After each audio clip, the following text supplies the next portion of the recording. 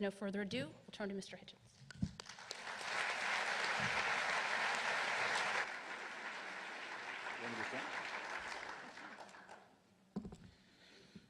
Shall I not be erect? No, all right, I'll be seated. Shalom. There must be something very persuasive about those who put this meeting together, because they maybe break two of my usual rules. One is not to enter a house of worship without wearing a vast necklace of garlic around my neck. And the other is to do no work, no labor of any kind on the International Day of the Working Class, May Day. So you maybe break two for a start. But hey, that's what commandments are for.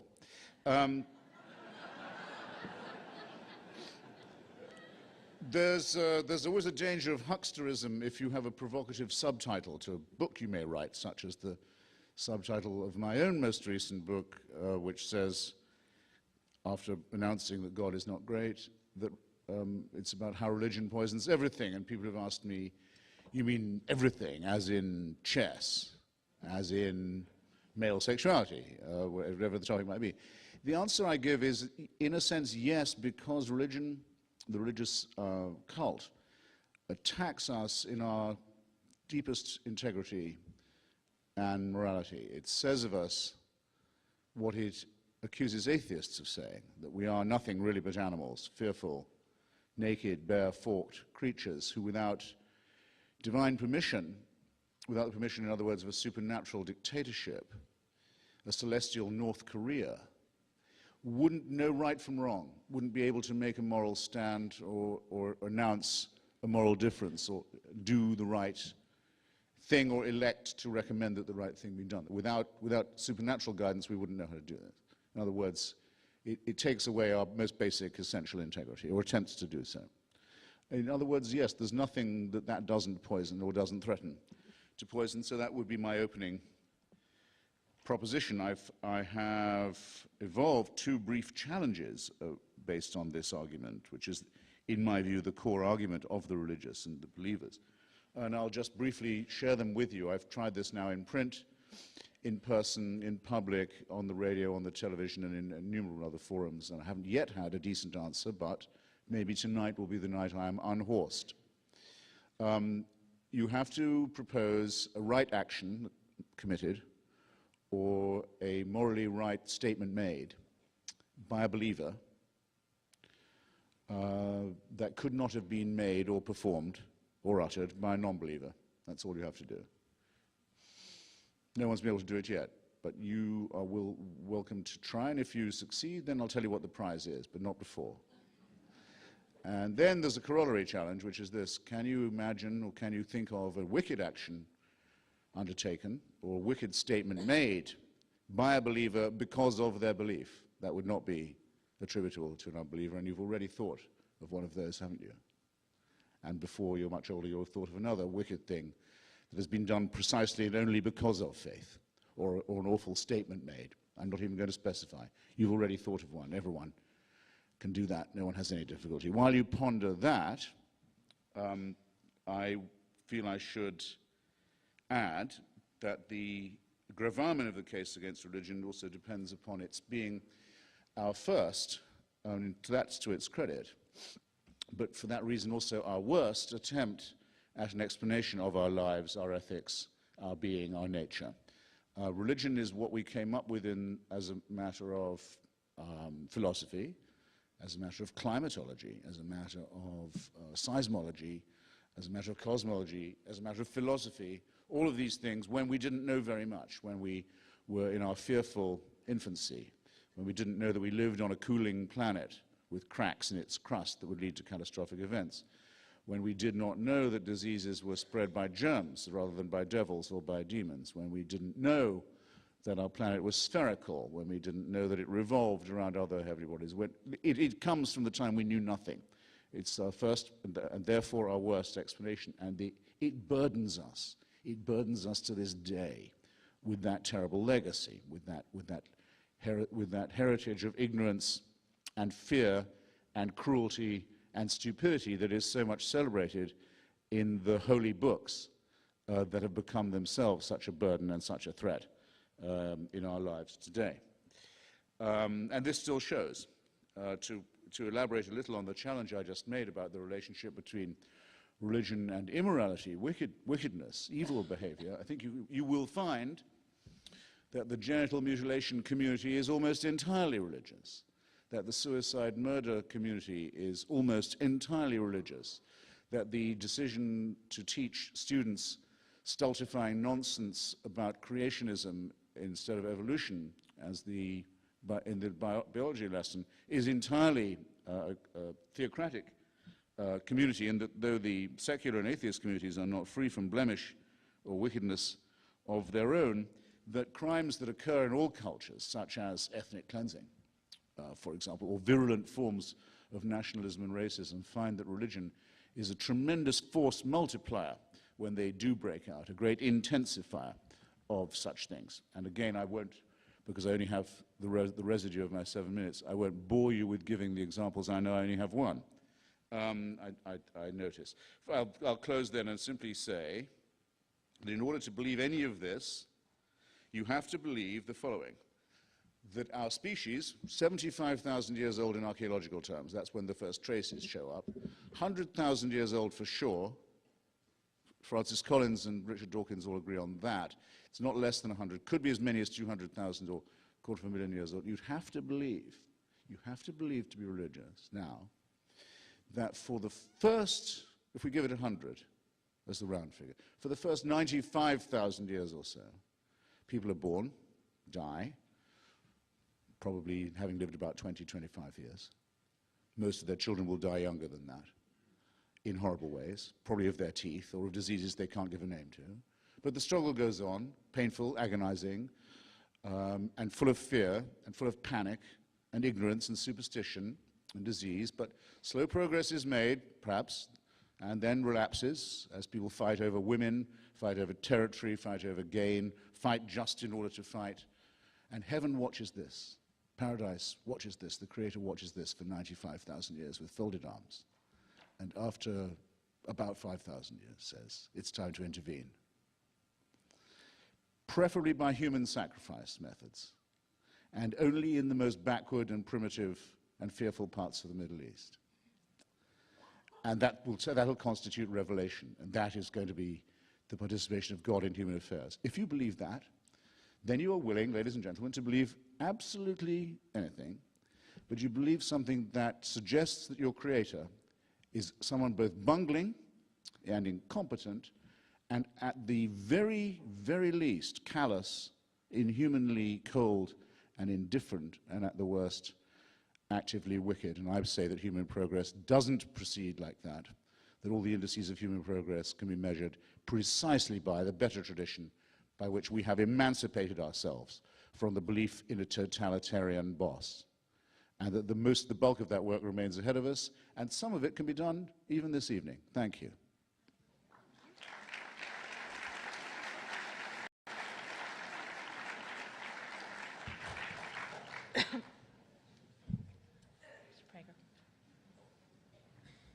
Good evening, everybody, and thank you for having me, and I'm thrilled to be a part of this panel. I have had both of these men on my radio show, and I enjoy dialoguing with them a great deal, and I will tonight.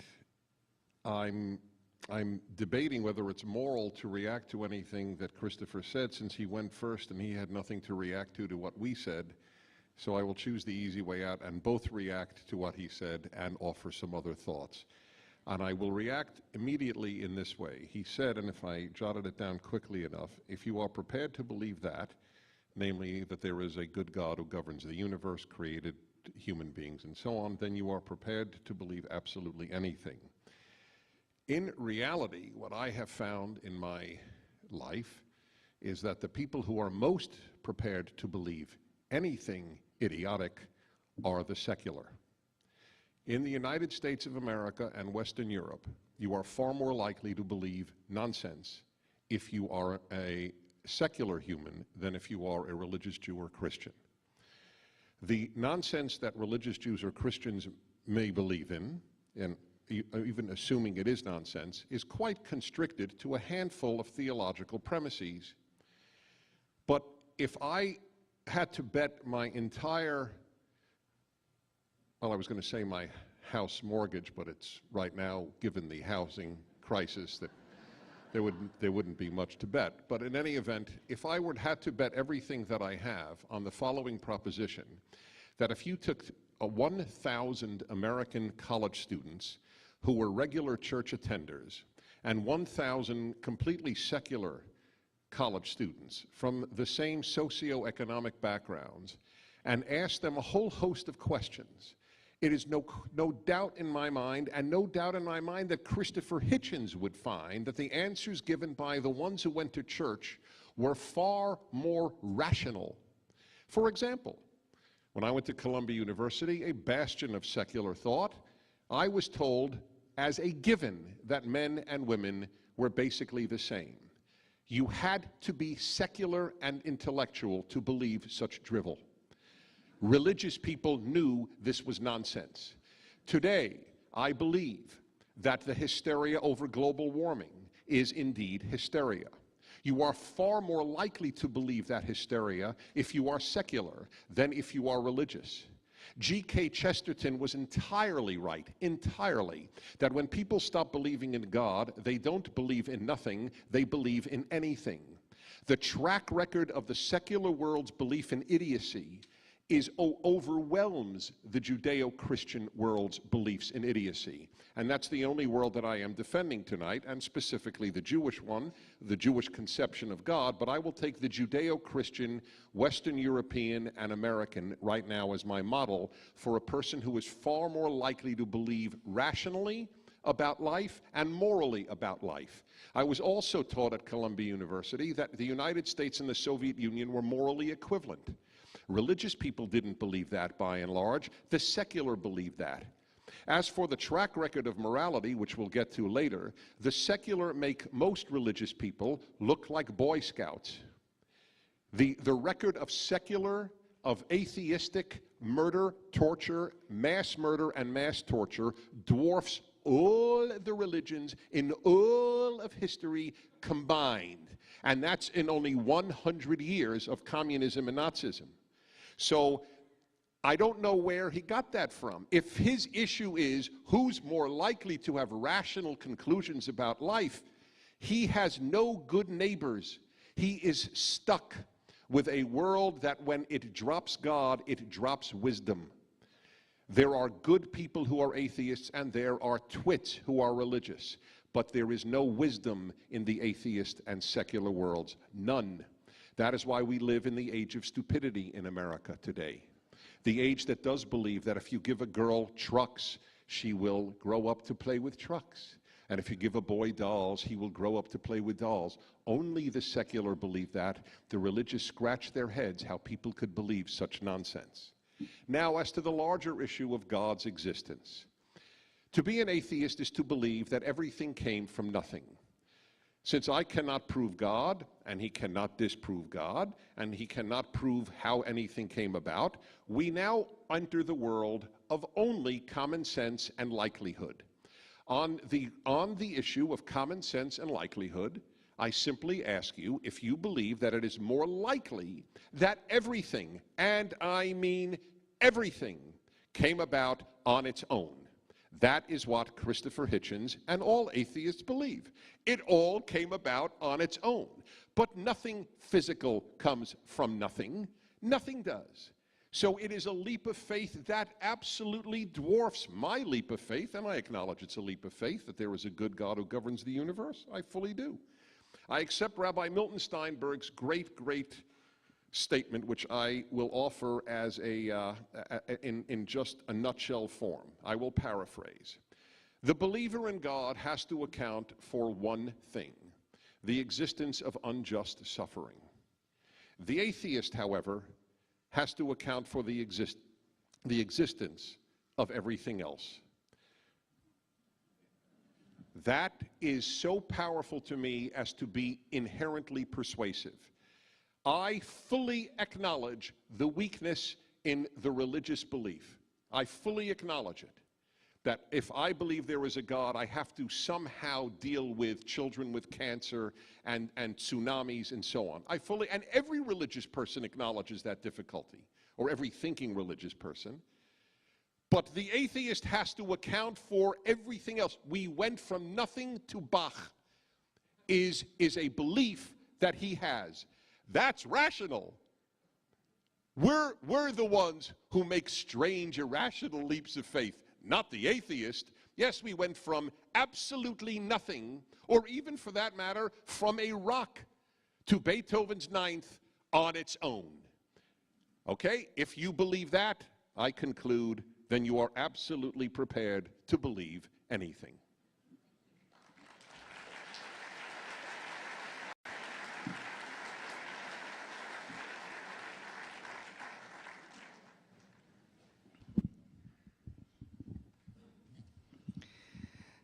Jody mentioned in the introduction my past as a little bit of a troublemaker in my college days.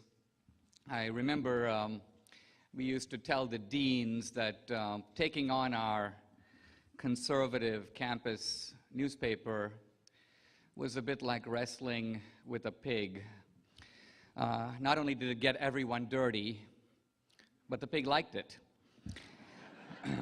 Now, we, the three of us on this podium, I believe we have a couple of things in common. First of all, I think we are all of, for all our differences, we are of one mind on the subject of Islamic radicalism and terrorism. Since we all are relatively open-minded, we believe in keeping channels of open communication with the Islamic radicals, and this open communication, I think, should take the form of live ammunition. Now,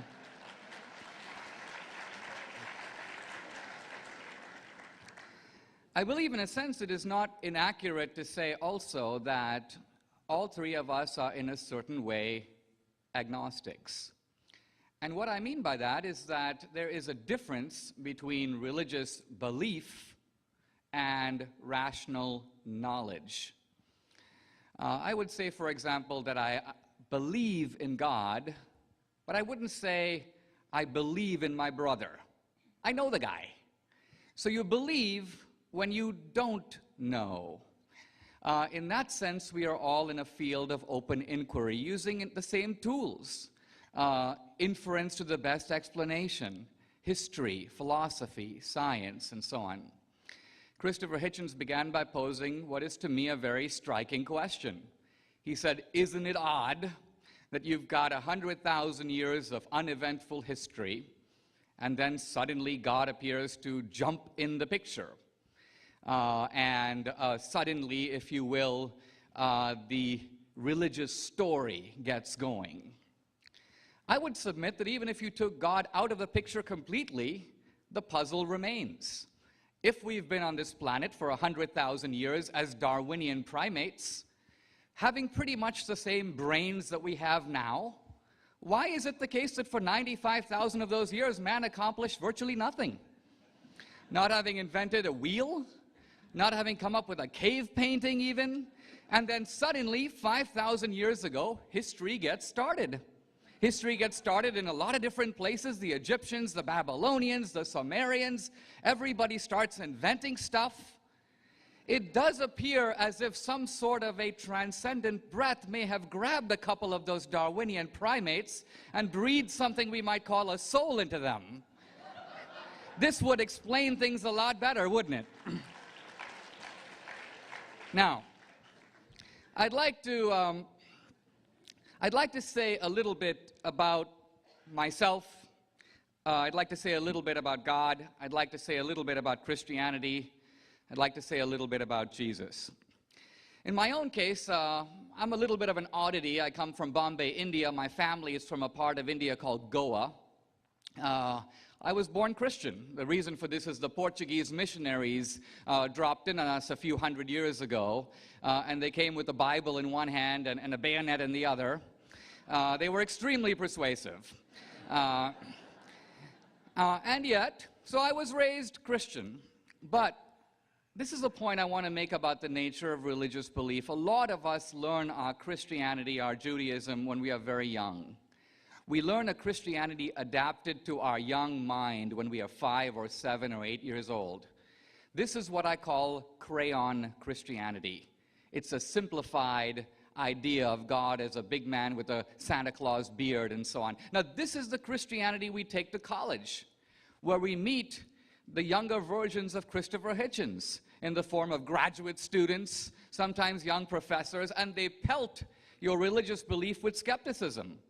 How can you believe this? Miracles, isn't that ridiculous in an age of science and so on? So many of us find that we can't answer those objections at a young age, and we find ourselves pulling away from our faith, from our religious convictions. This is not because those objections cannot be answered. We simply don't know the answers at that point in life. So in some senses, it is only in adult life that I have thought about those same questions and come to a certain adult or mature theism, very different from the beliefs I held when I was 8. And this theism, I think Dennis and I in some ways want to show, can withstand the skeptical assault and meet it on its own ground. I want to say in the short time I have left, I've got to adopt the motto here that King Henry VIII used with one of his wives. He said, "I shouldn't keep you too long." So I want to make one, if I may, scientific argument for God's existence. In recent decades, leading scientists have asked a very interesting question. The universe as we know it operates according to some very fixed numerical values. I'm not talking about our planet, the universe as a whole. The gravitational force is so strong, the electromagnetic force is so strong, the strong nuclear force, the so-called electroweak force, and so on and so on. One physicist, Lee Smolin, describes it as God is sitting at a desk with 100 different dials. Every dial set to a very definite and precise number. So the scientists asked this question: what if we were to alter the dials a little bit, fool with them, not a whole lot? What would happen? Stephen Hawking discusses this question in A Brief History of Time, and he notes that if you touch one of the dials and move it, he's talking about the rate of expansion of the universe, move it not 10%, not 1%, but 1 part in 100,000 millionth, we would have no universe. We would have no life. The entire universe needs to be as big as it is and as old as it is and to have precisely the values that it does, or else we would not be having this conversation. The whole universe appears to be a giant conspiracy to produce, well, us. This argument has put modern atheism completely on the defensive, and I also want to say it is an argument immune to Darwinian attack. So I'm delighted to be here and look forward to a skeptical exchange on these issues. I think at the end of the day, we're all going to be saying, thank God for religion, and specifically, thank God for Christianity. Thank you.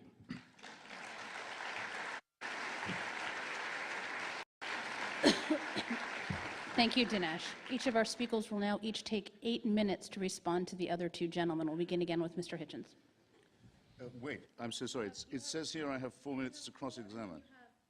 Oh, excuse me. 4 for each of us. Yes. 4 for each. Well, you have 4 for each, so you can use them however you like. You can do 4 for 4. You can spend 6 on Dinesh If I'm and supposed to 2 on. cross-examine, I should do that rather 4 than and 4. rebut. Don't think Right, I've run right. out of things to No, say. no. I'm just recovering from the amount of applause for Christianity I just heard from the pews.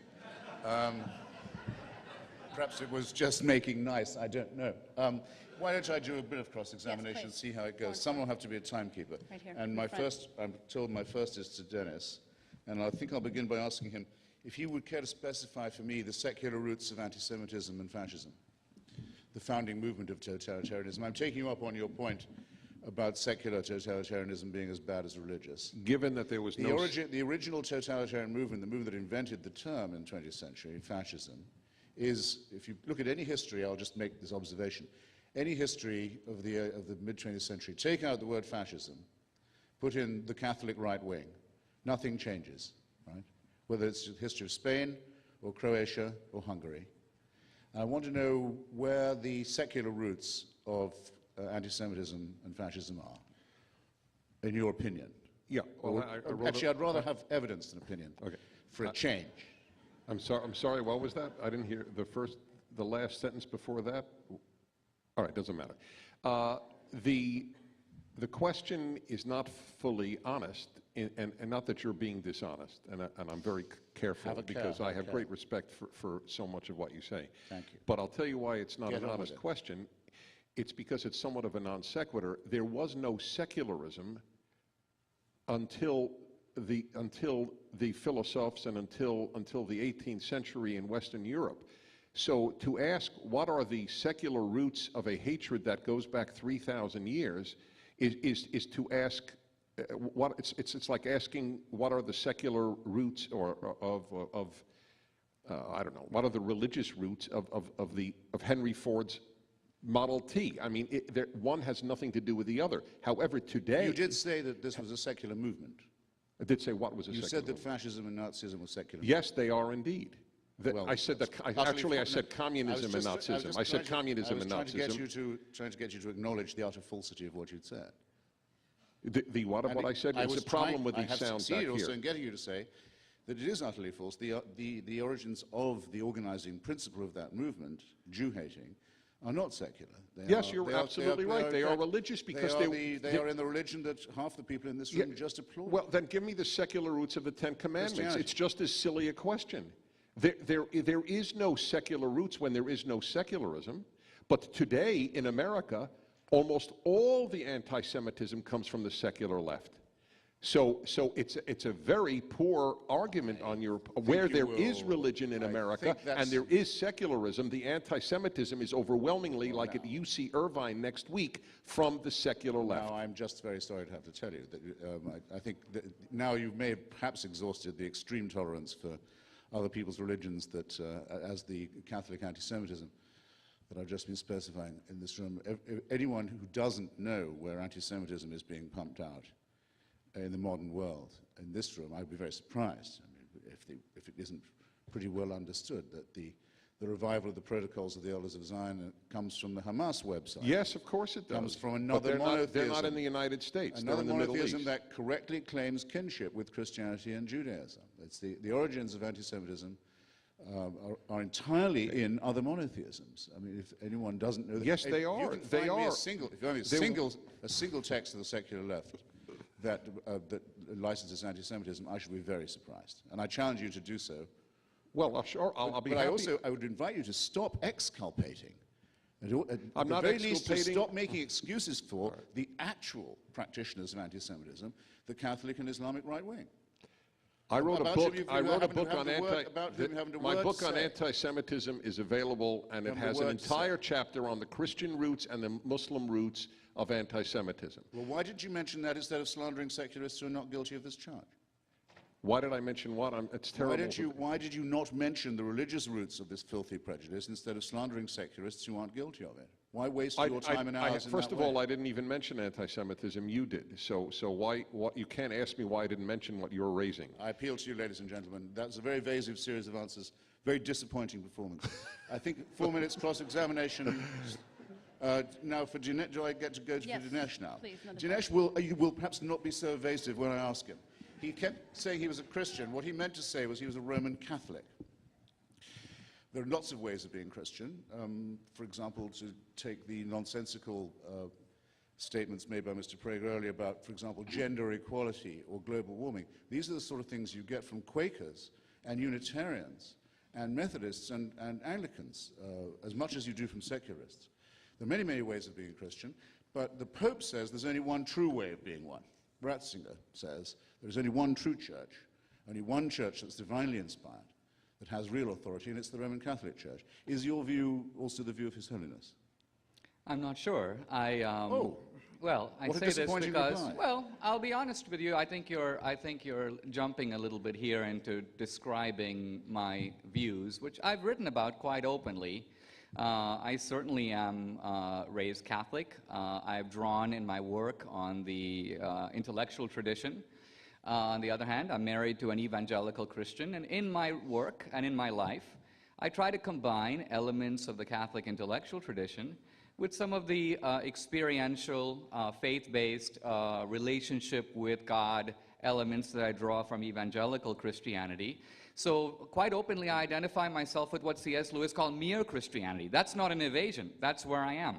Okay, but you'll admit that for me, I mean, who does say to anyone who asks exactly what he thinks, and when I say I'm an atheist, you can pretty much tell what I'm going to say and what I'm going to stand by. It's disappointing every time I ask a religious person to find that they're shopping from some clerical cafeteria. I like this bit, I don't like that bit. To be a Roman Catholic is supposed to mean that you say that all other forms of religion are false. I don't think it, first of all, I think that's flatly untrue, Christopher. It's worth pointing out. That is what Holy Mother Church actually says. I'm saying this for this reason. There's a lot of soft ecumenicism in the air tonight, and there's a lot of soft ecumenicism in the audience tonight. I just feel a few tough distinctions are worth making. Well, let's make them. People who really take their church seriously, particularly Holy Mother Church, say, it's a pity. You're wasting your time. Your religion is worthless to you. It's not going to get you to heaven. It's not going to redeem you. It's not going to save you. There's only one way of doing that. Now, that surely has to be counted also as among the beliefs that we're discussing. Well, first of all... Wouldn't you say yes to that?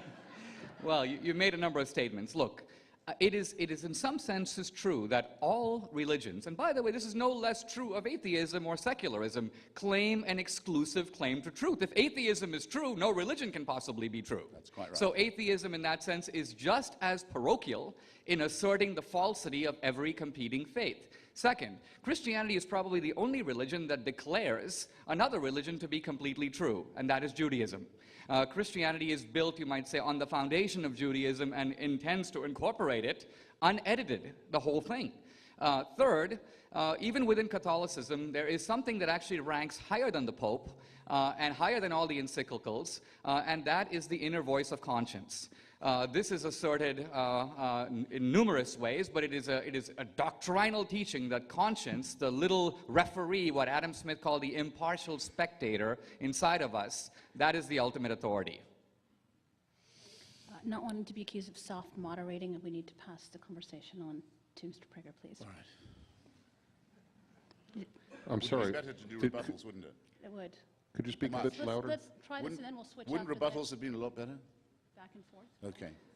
Let's Well, I think we should keep the format. Yeah. I think keep the format now, and we can regroup after. Yeah, then we could do Now, it. Mr. I Prager. agree that just allowing rebuttals for a longer time Okay. afterwards rather than Let's do that. Let's cross-examination. stick with this, and then next round, we'll Yes, play loose. it reminds me too much of lawyers in any event, and Or congressional hearings. Is it my turn? All right, so Christopher, I just have a number of questions that would interest me to get your answer to. I fully acknowledge, and so did Dinesh D'Souza at the very outset, that every thinking believer has doubts. Do you ever doubt your atheism? Well, the practice, the atheist, secularist, materialist practice is based on doubt. No, you're not answering my question. Do Well, you there's ever doubt? Do you ever doubt atheism? I sometimes doubt God's existence. Do you ever doubt God's non-existence? No. Okay, that is exactly a perfect example. I mean, I try. It is a perfect. I try, but I can't yes, succeed. All right. I do my best. I mean, Well, you don't try hard enough. I give it a try, but Okay. All right. it's not possible to. I know. Well, that is. Look, I appreciate your honesty because I think I'm here myself because of the laws of biology, Okay. and not because of a divine plan. I just haven't got the arrogance to claim that I'm here because God has a plan for me. On the contrary, you have much more arrogance because of your certitude is greater than ours. We have self-doubt. You do not. You heard that, No, I ladies didn't and say gentlemen. that. Yeah, that you is did a not fact. make me concede any such thing. You're so No, glib. you said You're so glib you squeak. I'm sorry. I asked you, do you didn't ever concede doubt? anything of the sort. All right. I said I try, Yes, but I can't. right. I can't. So I don't care whether you try or not. The fact is that you never doubt your atheism. I cannot We come doubt up- our I religiosity. cannot come up with- There is a far more inquiring mind among the thoughtful religious than among, and I will include you, the thoughtful atheists.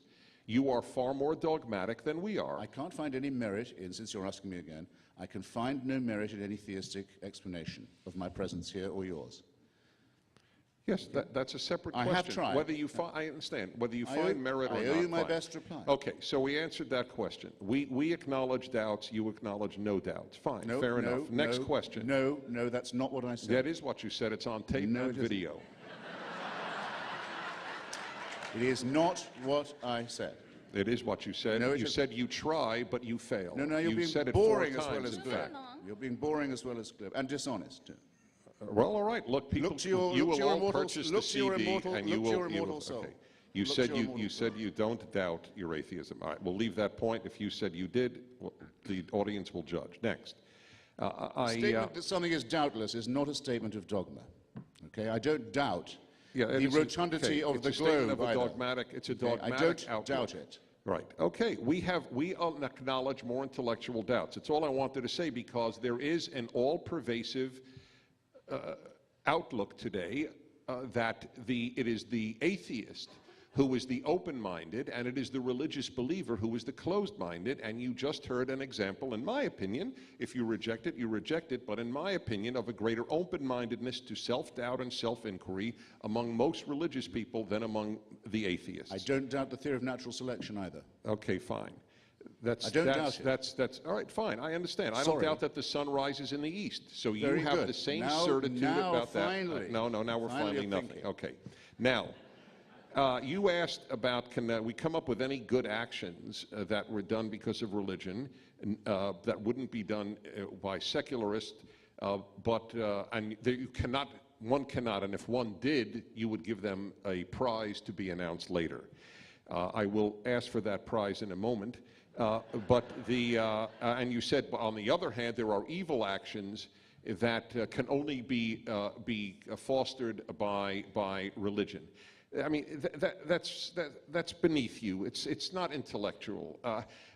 There are evils that have been committed that are horrific by both secularists. I don't know if Gulag came up and the communists came up and Kim Jong-il and Kim Il-sung in North Korea, who were avowed atheists, came up with less barbaric evils than any medievalist in religion. So this notion that the greatest evils or unique evils come out of religion is just historically inaccurate. I mean, there is despicable, sadistic cruelty everywhere. That's the human condition, unfortunately. Now, I will give you evidence, however, where religion has produced more good than its alternative. And I asked this of two secular professors, Pearl and Sam Oliner, O-L-I-N-E-R, teachers at Humboldt State, California State at Humboldt.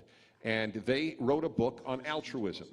There are not many books on altruism. There are 10 billion books on evil, almost none on altruism, which is too bad.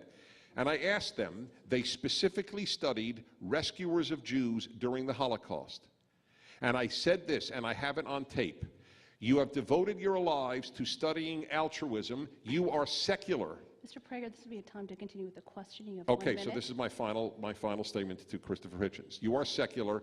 If you could, knowing everything you know now, you are a Jew in the Holocaust, and you can knock on the door of a secular doctor. No, I didn't even say secular. A doctor, a lawyer, or a priest or a nun behind the third door. Which would you knock on in the hope that they would risk their lives to save you? And they said, without question, the priest or nun. Thank you. Now to Dinesh. All right. Now the problem with Dinesh is so far we agree on everything, and this is a very serious problem in a debate. You might want your money back, except for two things: one, you paid nothing, and second, that there is always Christopher Hitchens here. So I would suggest, why don't we move that along solves then? the problem of disagreement. Dennis, why don't we move along then, and we'll have Dinesh take out his rebuttals. Well, and I we'll did go want at to it from still, the nevertheless, I 3-4-1. did want to ask you I something. didn't feel myself being cross-examined in that last Yeah. rant, I've got to say. Yes. So let me. I I would do suggest that want we to throw ask the one thing of format out. Dinesh, though. I'll be very. You do want to do a Pentateuch New Testament kind of conversation? How about if we give Christopher just a minute to respond, Let's and do then that, Dennis can take ask 2 me a for that, question, Okay. and then I we'll move think on. after this one we'll sort of be more throw it open. Well, you only have to read Primo Levi. At least he'd be the one I think I would probably suggest first, to find out that there's nothing hypothetical about the question that was just asked to me. We know, because so many Jewish people did have to wonder who they could turn to in that moment. And we know exactly what happened when they turned. Oh, well, that's great. So what, the microphone doesn't work either now.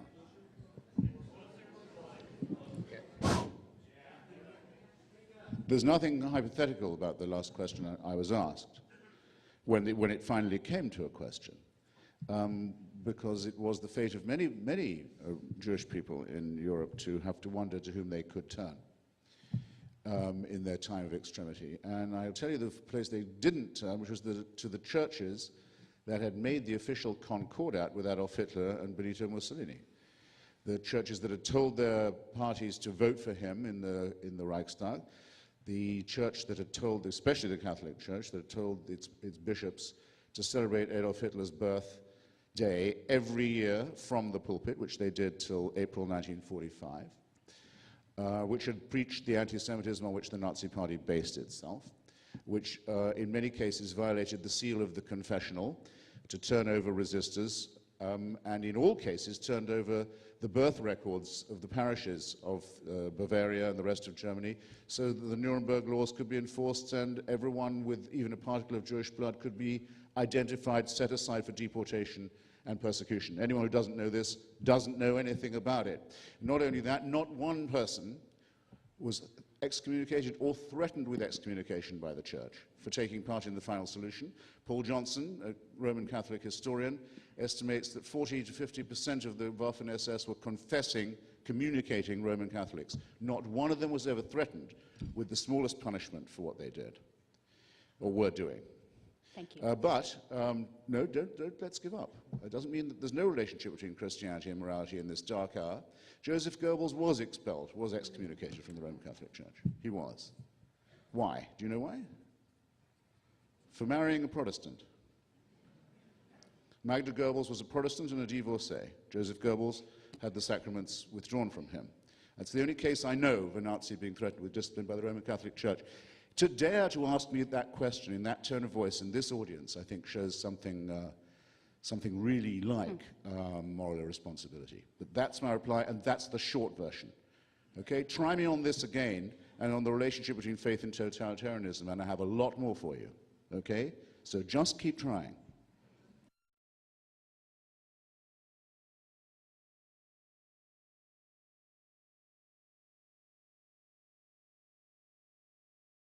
Do you believe that Jews who definitionally do not accept Jesus as their Savior or the Trinity or any Christian, specifically Christian doctrine, are saved? I believe the answer to that is yes, although I would have to explain, but I'll answer in short form, yes. Okay.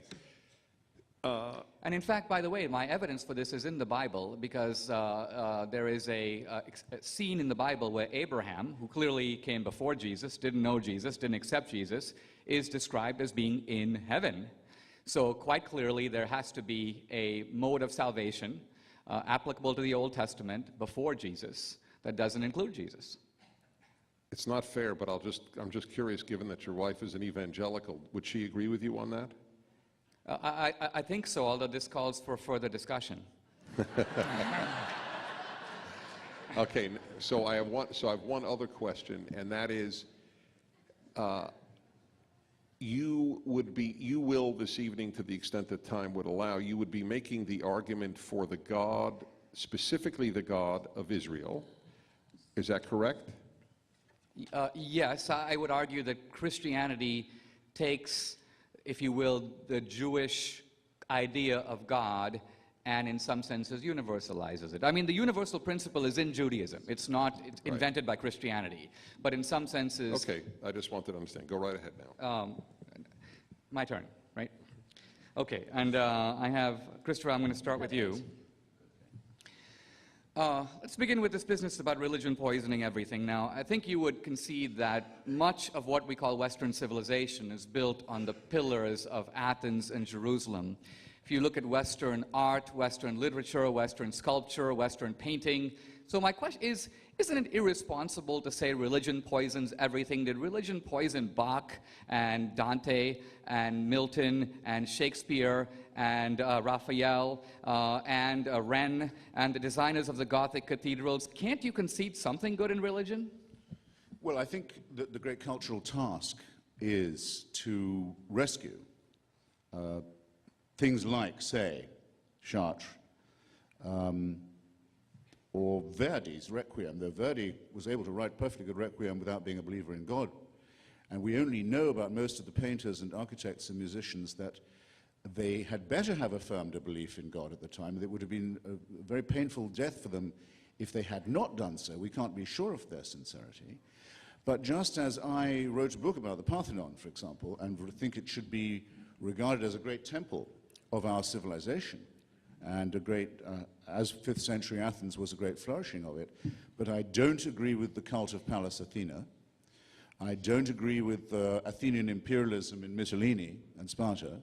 I don't agree with the Eleusinian mysteries and the various dark cults that disfigured ancient Okay, Greece. but it's quite possible to have the one, the glory, the architecture, the culture, the symmetry, the poetry, and the music without the superstition. In fact, I would define the cultural task of agnosticism and atheism as being the recognition of the numinous and the transcendent while repudiating the superstitious and the supernatural. But if it was the case that a belief in Jupiter or Zeus or Diana inspired the Parthenon, it would actually be simply wrong and in fact historically narrow-minded to say that the Greek myths poisoned everything. Clearly they had an enormously beneficial impact because they did inspire those people who built those buildings. So unless you're claiming... We can't know that. Well, two things. One, we can't know that the belief in these cults was sincerely affirmed rather than coerced. Are you maintaining that? That's the first thing. And the second thing is, if you grant this, Dinesh, if you want me to grant it, then you too have to say, well, as you very perilously have just already come close to saying, that any religion is as good as any other. You can go to heaven. Who cares that Jesus said you can only come to the Father by me? Doesn't matter. You're shifting ground on me. I'm simply saying that... And you have to say that the Aztecs... You're implying preposterous. You're implying preposterously... You have to say that the people who built the hideous temples based on human sacrifice everywhere from Cambodia to Mexico have just as good a claim to be the founders of our civilization. I'm sure you don't mean to make such an idiotic statement. Well, you implied a moment ago that all these great thinkers and artists must be closet atheists who did these things despite their religious beliefs and not because of them. I said that we may that not. Seems we may not speak. wrong. We may not speak for them. We may not say that we know what they thought. We'll let them speak for themselves. We may say for sure that they did not. They would not have dared to say differently. We know what happened to those who did. Let me shift ground. One of the themes that you stressed in your opening statement earlier, and we see it consistently among other of the so-called new atheists, is this equation between Islamic extremism on the one hand and Christianity on the other. Now, in dealing with the Islamic extremism, we could cite 9/11, the Bali bombing, the London bombing, the Madrid bombing, the list goes on. Who today would you say... Let me finish my question. It's my time. It's my time. Who would you say today is the Christian bin Laden? Where's the Christian Al-Qaeda? Where's the Christian Hamas and Hezbollah? Where's the Christian country run today along the lines of Khomeini's Iran? Name them.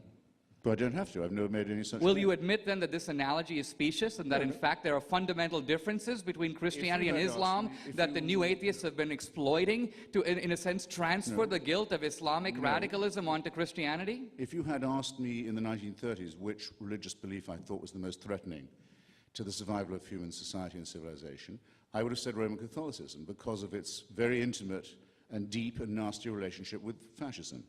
At that stage, the greatest threat to humanity was not jihadism, but at present it is. Religions take their turn at bat. In Northern Ireland, Protestantism has been far more oppressive and obscurantist than Catholicism even for the last half century. I would regard that as anomalous, but there's no way, just as you can't answer my question about why in that case don't you credit the builders of mosques and Aztec temples and Khmer temples too, and say that all of these prove that religion is the origin of civilization. You won't do that because it would be too ecumenical for you. Dinesh, you have 3 minutes to use as you see fit. I have 3 more minutes? Oh, I see. I'm going to put... going to put one more question to Christopher and then switch to Dennis, if I may. I'm going to come back and answer your points about Hitler and anti-Semitism, so I'm going to hold off on them now. You say in your book, God is Not Great, that you think that Jesus Christ did not even exist. You consider seriously the possibility that he was a fictional character. And I'd like to ask you, by what standard of scholarship do you do this? For example, for Socrates, and I think that there's probably no sane philosopher or historian of philosophy who doubts that Socrates existed. We have only two sources really for Socrates, both admiring disciples, Plato and Xenophon, and they give very different portraits of Socrates. So my question is, if Socrates existed by accepted canons of historical scholarship, on what basis do you deny the historicity, forget the divinity, just the historicity of Christ? Well, you only had to turn another page and to see that I say that there's no proof of the existence of Socrates either. Oh, I'm so sorry. Dinesh, what about Alexander the Great? Did he exist? You only have to turn another page to see my say in my discussion of Athenian philosophy that there's no proof of the existence of Socrates either. I make the point almost as you do. I say it's with the exception of two people who were admirers, we can't be certain that he existed at all, but it doesn't make any difference. Christopher, because the Socratic, I can revere the Socratic method without having any need at all to deify or put on a pedestal, make superhuman the person who invented it. No, the point I'm making is... I'm sorry, you've just dug a pit, not the first time this evening, you've just dug a pit for yourself with your own hands. I was just making the point that the historicity of virtually every figure in the ancient world, from Alexander the Great, relies on fragmentary evidence, and so canons of historical scholarship generally accept reliability even when there's partial documentary evidence, if there are no reasons to believe the contrary. There's no evidence but You're hearsay. elevating the degree of skepticism in dealing with Christ that you would nowhere apply to any other figure. There is no evidence but the hearsay of fans. I want to switch to Dennis Prager and Jesus of Nazareth. Alexander the Great at least has coins with his face on them. I'm going to put one quick question. And name. One question to Dennis Prager, if I may. Written down by literate people. There's nothing of that for Jesus or Moses. Christopher, you are engaging in the filibuster. All right. No, answering the question, I think, otherwise you could have accused me of not doing so.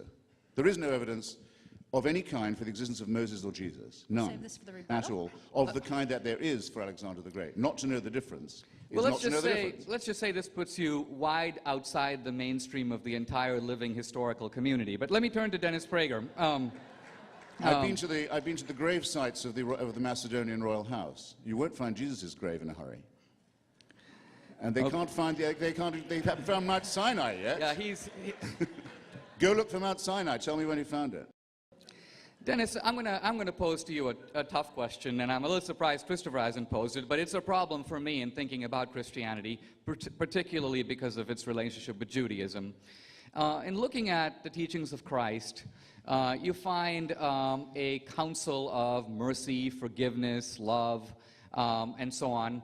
Even the atheists have a little bit of a hard time, although Christopher strains at the leash here, I have a little bit of a hard time attacking Jesus. It's a little bit hard to denounce the Beatitudes, the Sermon on the Mount. On the other hand, there are some passages in the Old Testament that do give one pause.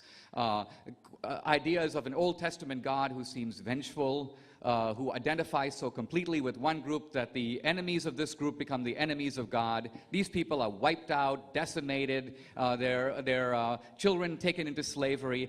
How do you explain those passages? I do explain the passages, and then I have a rebuttal for you then.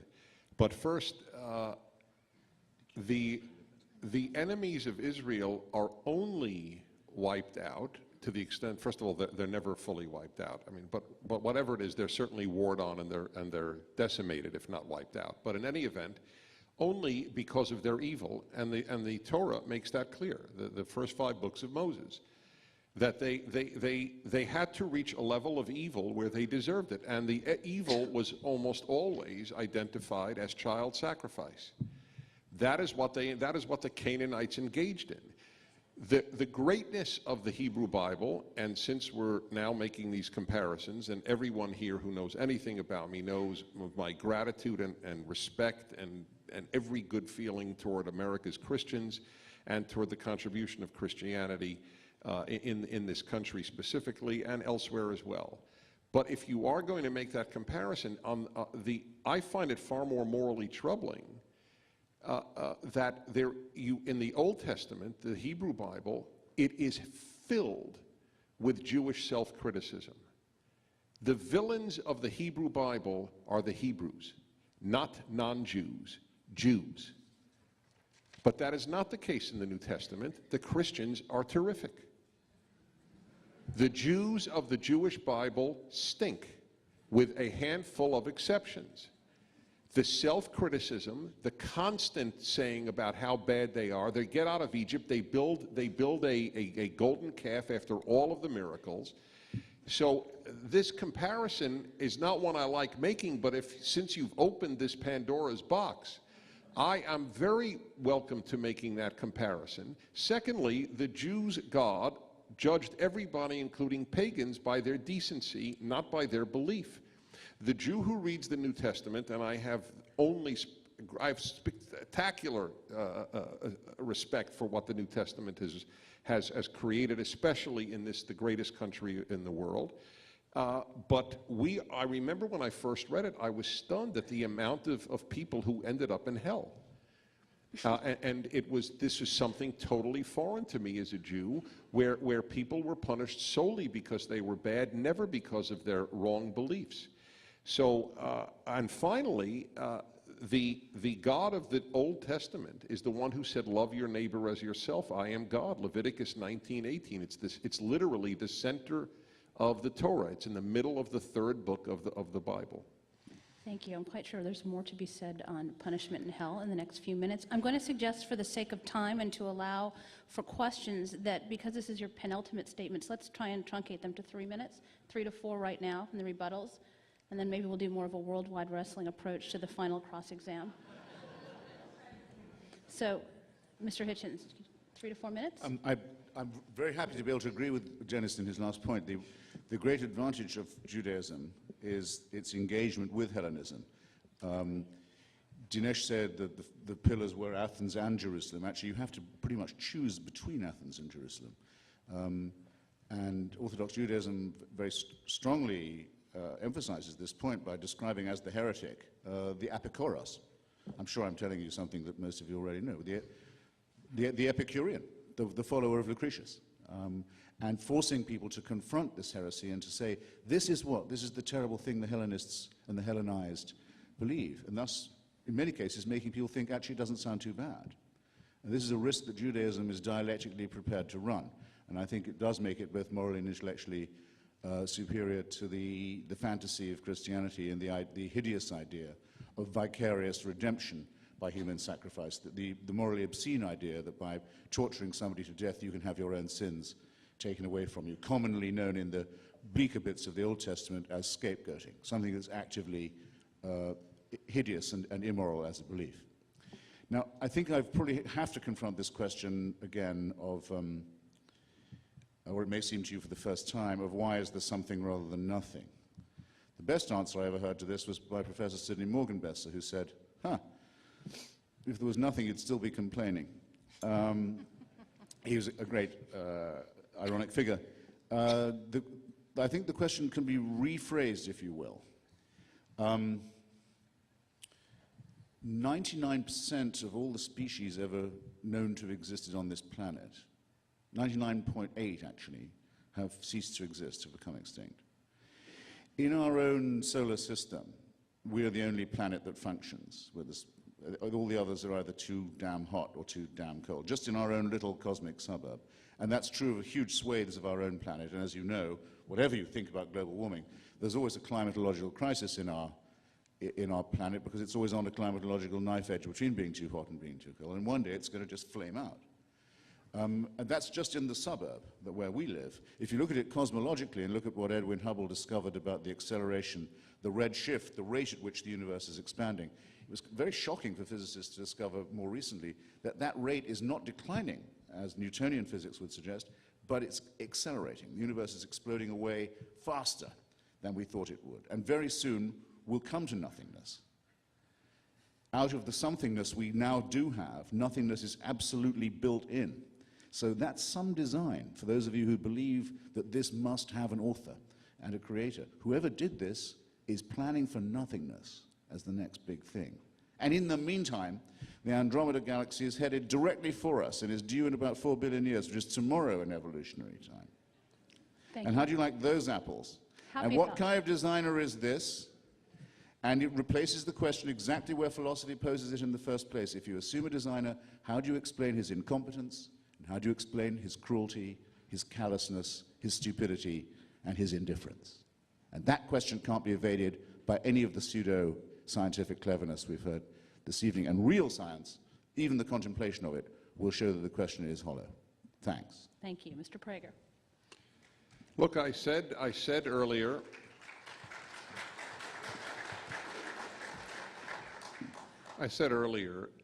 that I fully acknowledge, and every thoughtful religious person acknowledges, the problem of an unjust world. The alternative would have been a perfectly just world. I have a deep desire for a perfectly just world where nothing unjust could happen, nobody could hurt anybody, no man could rape a woman, no parent could abuse a child, where there was no premenstrual syndrome. I mean, I could imagine a perfect world in many ways. Would the world be one worth living in? I don't know. What happens to give meaning to life, ironically, is, for one thing, death. I mean, if I knew I was going to live forever, I'm not sure how much I would read, because I know, why should I read that book? I could read it 2,000 years from now. Why should I get out of bed? I'm here forever.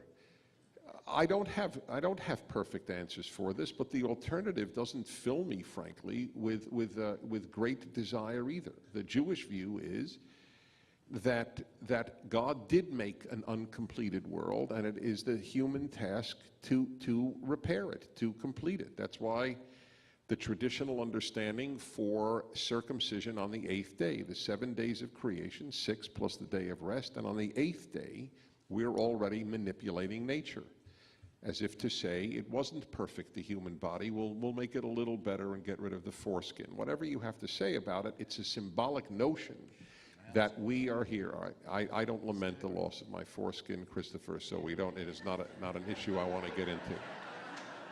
It's among the many trauma of my life that has not been high on the list. Never by crackling from a moil. Okay, now, I do want to say one other thing, though, since I have one more minute only. Christopher said it's very possible to have great cultural achievements without the supernatural. Really? Really? May I offer this thought as one who was a part-time orchestral conductor and deeply involved in classical music? By and large, the death of God in the Western world has led to the death of great art. Music since the age of secularism stinks. Art since the age of secularism stinks. What our art galleries are filled with today are fecal matter, urine, menstrual blood, and the like. They are moronic cartoons that fill our galleries. It was only God and the pervasiveness of God in the Western world that produced great art. It is an empty, empty chamber, the secular chamber.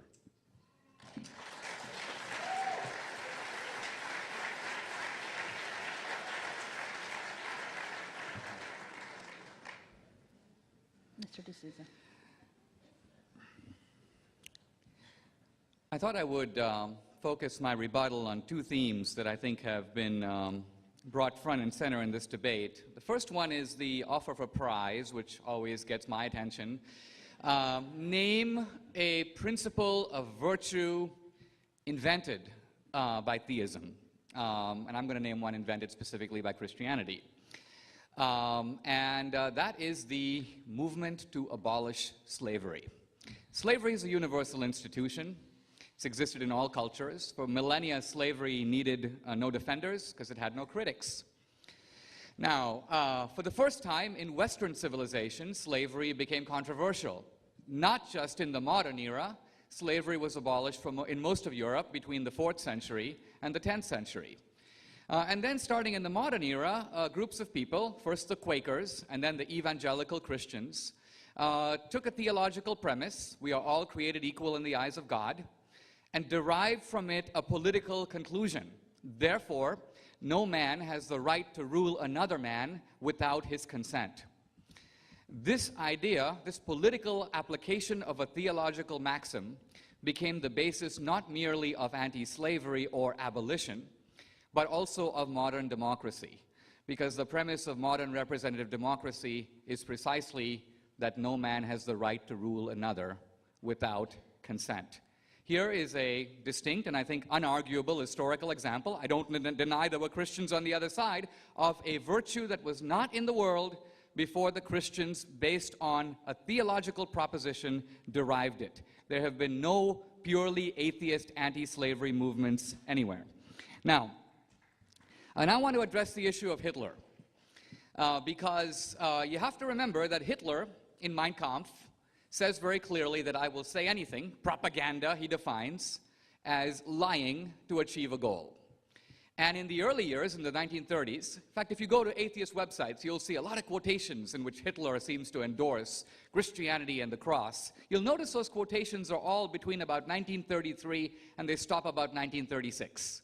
Why? In the early years, Hitler was trying to win over the Bavarian Catholics and the Lutheran Protestants, and so he invented an Aryan Christ, sort of the killer of the Jews, and tried to sell this to the German churches.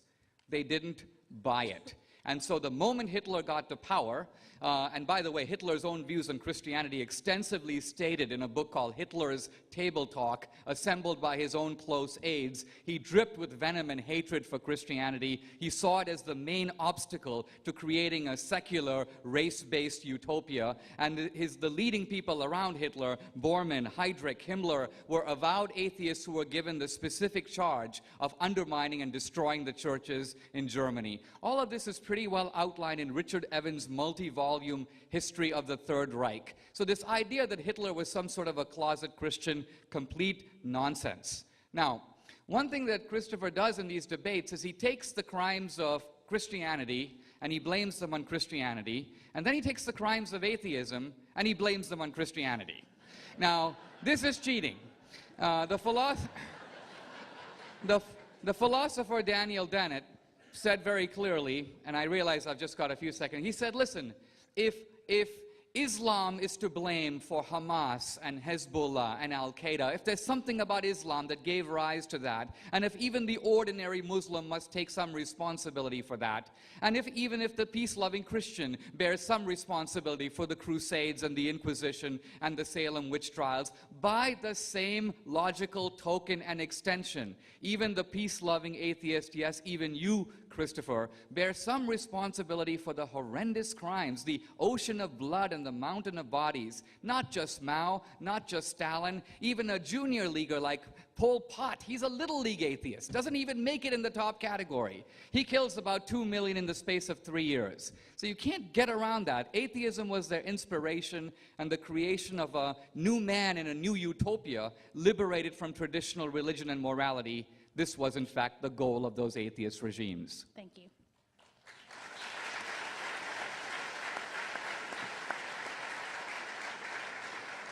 I think what might work better is if, Christopher, you just take 5 minutes and essentially you can cross-examine, jump in, rebut, whatever, and then as long as it doesn't turn into a tag team, we just sort of proceed from there. So take 5. Right.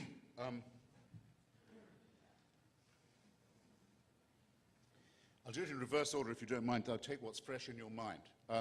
I was talking not just about Hitler's attitude to the church, which was indeed very conflicted, and though not a secular one, the desire to replace religion with a Nordic, Aryan, race-based paganism may be many things, but it's not secular. I was talking about the church's attitude to fascism and National Socialism, and that's what disgraces Christianity. They had to know. If you're right, Dinesh, they had to know that the ultimate aim of National Socialism was to depose their church. They didn't stop them groveling to it and sharing with it in the two main pillars of its propaganda, anti-Semitism and hatred of Marxism.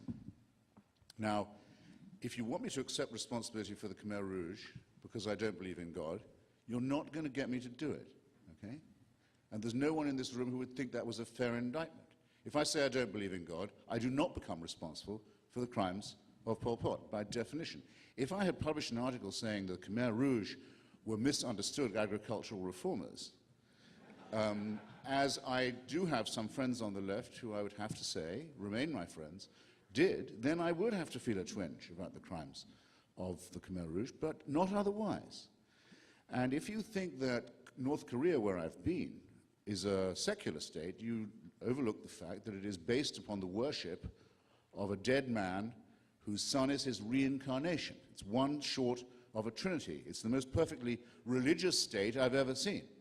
And if you don't realize there's a connection between Stalinism and the pre-existing cult of the Tsar, a supreme head of the state who was also head of a church and considered to have supernatural properties, then you haven't done much work in cultural studies. And if I say, I don't think that God created the universe, or me, I don't become responsible for the Gulag. And is there anyone here who can supply the middle term to the syllogism that would suggest that I do? Quite plainly not. In order for your charge to work, you would have to point to a society or a state that adopted as its ruling precepts the ideas of Lucretius and Democritus and Epicurus and Galileo and Spinoza and Jefferson and Voltaire and Einstein and Richard Dawkins and so on, and then fell into slavery, backwardness, famine, and the rest of it. And you won't be able to find such a society, and you won't be able to have a proper comparison or a fair level playing field in that way. Actually, the nearest there is to such a society is the great republic in which we are this evening met, the only country in the world that ever has written itself a secular constitution, and much of whose glory is precisely for that reason. Now, I'm sorry to say that the same thing is true of slavery. It was essential, of course, that there be Christian anti-slavery movements, and I don't say that there weren't, and Christian anti-slavery activists, because theirs was the responsibility. The warrant for slavery was biblical to begin with. The warrant for slavery was found in the Bible and preached by the churches. The motto of the Confederacy, when they declared they'd rather have a war than give up the peculiar institution, was Deo Vindice, God on our side, God with us, God will vindicate us. For every Christian who was an anti-slavery activist, there were millions and millions of Christians who did not just passively but actively supported the institution, whereas the main founders of the American Anti-Slavery Society, men like Benjamin Franklin and Thomas Paine, had no God. So your point, I'm sorry to say, falls. Now, just on the point that Dennis made, he confused my remarks about the chaotic and disordered and undesigned nature of the cosmos and the universe with the demand for everything to be just. I didn't say everything should be just and we should complain that it's not.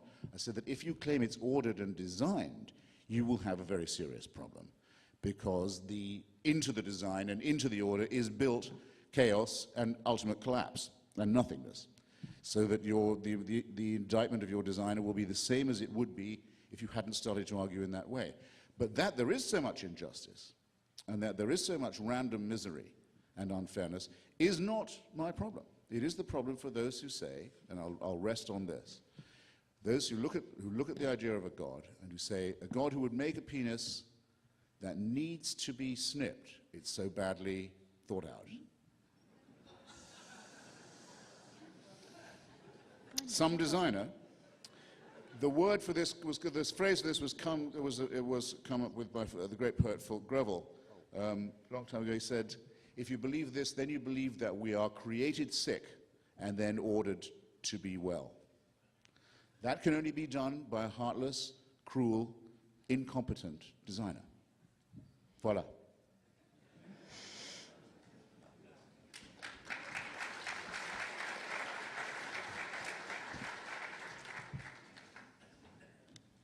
If I designed the world, I would have designed it differently as well. I would have definitely made celery fattening and cheesecake healthy. I have innumerable designs that I would have done better than God. I have no doubt about it. Absolutely. But to me, it's meaningless talk. I mean, these are the things that, I argued with kids in the 3rd grade. They'd say, Dennis, you believe in God? I'd go, yeah. Oh, really? You think he's all powerful? I'd go, yeah. Well, is he so strong that he can make a rock so heavy that he can't lift it? And then they'd walk away thinking they had just, discovered America, that they had just this brilliant insight. Or, well, if everything needs to be started, who started God? These are not serious arguments. God is not natural, so therefore God doesn't need to be started. Only things within nature need to be started because everything in nature did. As for design, of course, I told you, I admit it, I have design questions. But if you look at the spectacular way in which the brain, the eye, the body works, my brother was at Harvard Medical School when he came to firmly believe in God, and he did so looking at the cell. The infinite complexity of just one cell with the endoplasmic reticulum and the Golgi bodies and everything else that is happening in there. Now, of course, you could say it happened on its own, and that's what I began by saying. Since neither of us has proof for our position, it's, to me, a matter of common sense. That's all. One just asks, what is the likelihood of it coming about on its own versus the likelihood of its having been designed? There are scientists who are also stymied by this question, and they have posited, since they refuse to believe in a supernatural deity, they have posited that extraterrestrials planted seeds here, because it seems so inconceivable that this just happened in earthly terms. Now, as to just a couple of other points that are made, I mean, once a secularist says that North Korea is religious, I think that we have gone beyond the realm of definitional terms. It's a completely secular state. If you are religious in a God-based religion, that's what we're talking about. The debate here was about God. Of course, there are secular religious substitutes for God-based religion.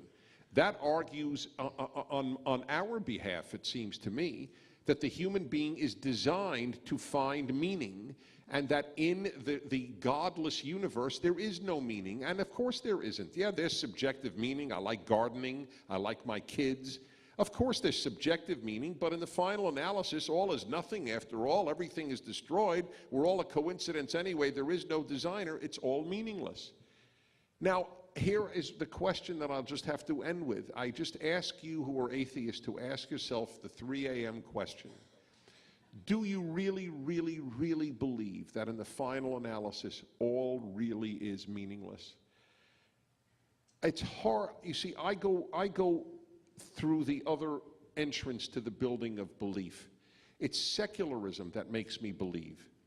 That is so obvious to me that it's not possible that this is a meaningless world, then there must be a meaning giver. And that is what we call God. Do I have problems? Who thinks and doesn't have problems? But the purpose of life is not to be trouble-free. But one purpose of life is to have meaning, and without God, that's when you end up with what you see in your galleries, and you see the moral chaos of the secular university. Because without God, all is permitted, and because when there is no God, people don't believe in nothing, they believe in anything. And these are the things that keep me quite balanced, and with all my doubts, I believe in the God that this Torah revealed to the world. Thank you.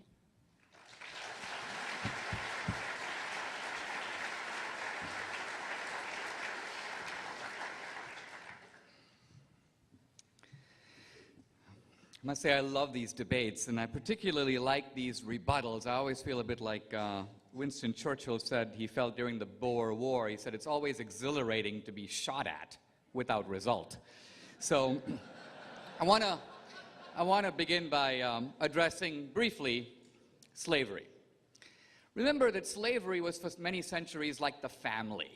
It was taken for granted.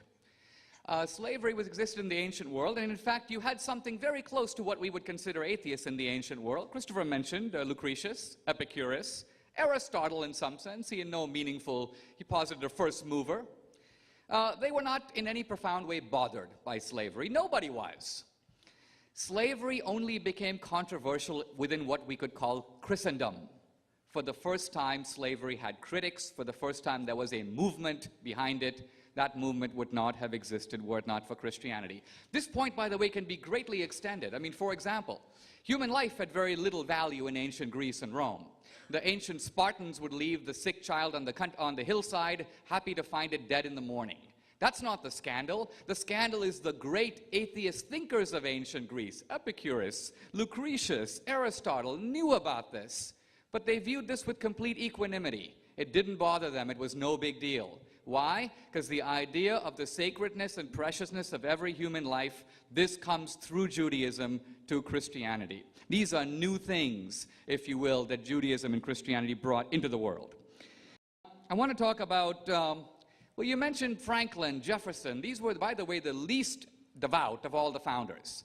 And yet Jefferson, when he wanted to condemn slavery, used surprisingly biblical language. The Almighty can take no side of ours in this kind of a contest. The unbeliever Jefferson became peculiarly devout. And when Jefferson in the Declaration of Independence, a considered document, had to locate the source of our rights, he could think of only one, the Creator. No other. This was a man of the Enlightenment who could find no secular sources for rights to appeal to other than transcendent Creator. Finally, a point about, look, the only point I wanted to make about the crimes of religion and atheism are this. Christopher says he doesn't want to feel bad about the Khmer Rouge, and that's fine. But then he proceeds to show that Stalinism and North Korea were really disguised forms of religion, so he's trying to make Dennis and me feel bad about those things, even though we had nothing to do with them any more than he did. So there's a sleight of hand going on here, and that's all I'm objecting to. We need an equal calculus. If you read Henry Kamen's multi-volume study of the Inquisition, you discover that over a period of some 350 years, the Spanish Inquisition, which was the worst, killed about 2,000 people. Now, that's 2,000 too many, but 2,000 people over I'm not a math major, it works to about 5 guys a year. This is not a world historical crime. An ordinary atheist on a good afternoon would wipe out multiples of these people. Now, Christopher Hitchens Richard Dawkins in his book, The God Delusion, says, but wait a minute. The atheists, the Christians killed in the name of Christianity. You might have had tyrants who happened to be atheists, but they didn't kill in the name of atheism. Now, see, Dawkins is an accomplished biologist, but there's a bit of a problem when you let a biologist leave the lab, because here's a guy with no understanding whatsoever of history. You just have to crack open the Communist Manifesto to see that atheism isn't incidental. It is integral to the Marxist philosophy. Religion is the opium or the opiate of the masses. The idea is to create a society in which religion is abolished, and class, and in the case of the Nazis, race, replaces traditional religious loyalties as the ultimate allegiance of man. Thank you. Thank you.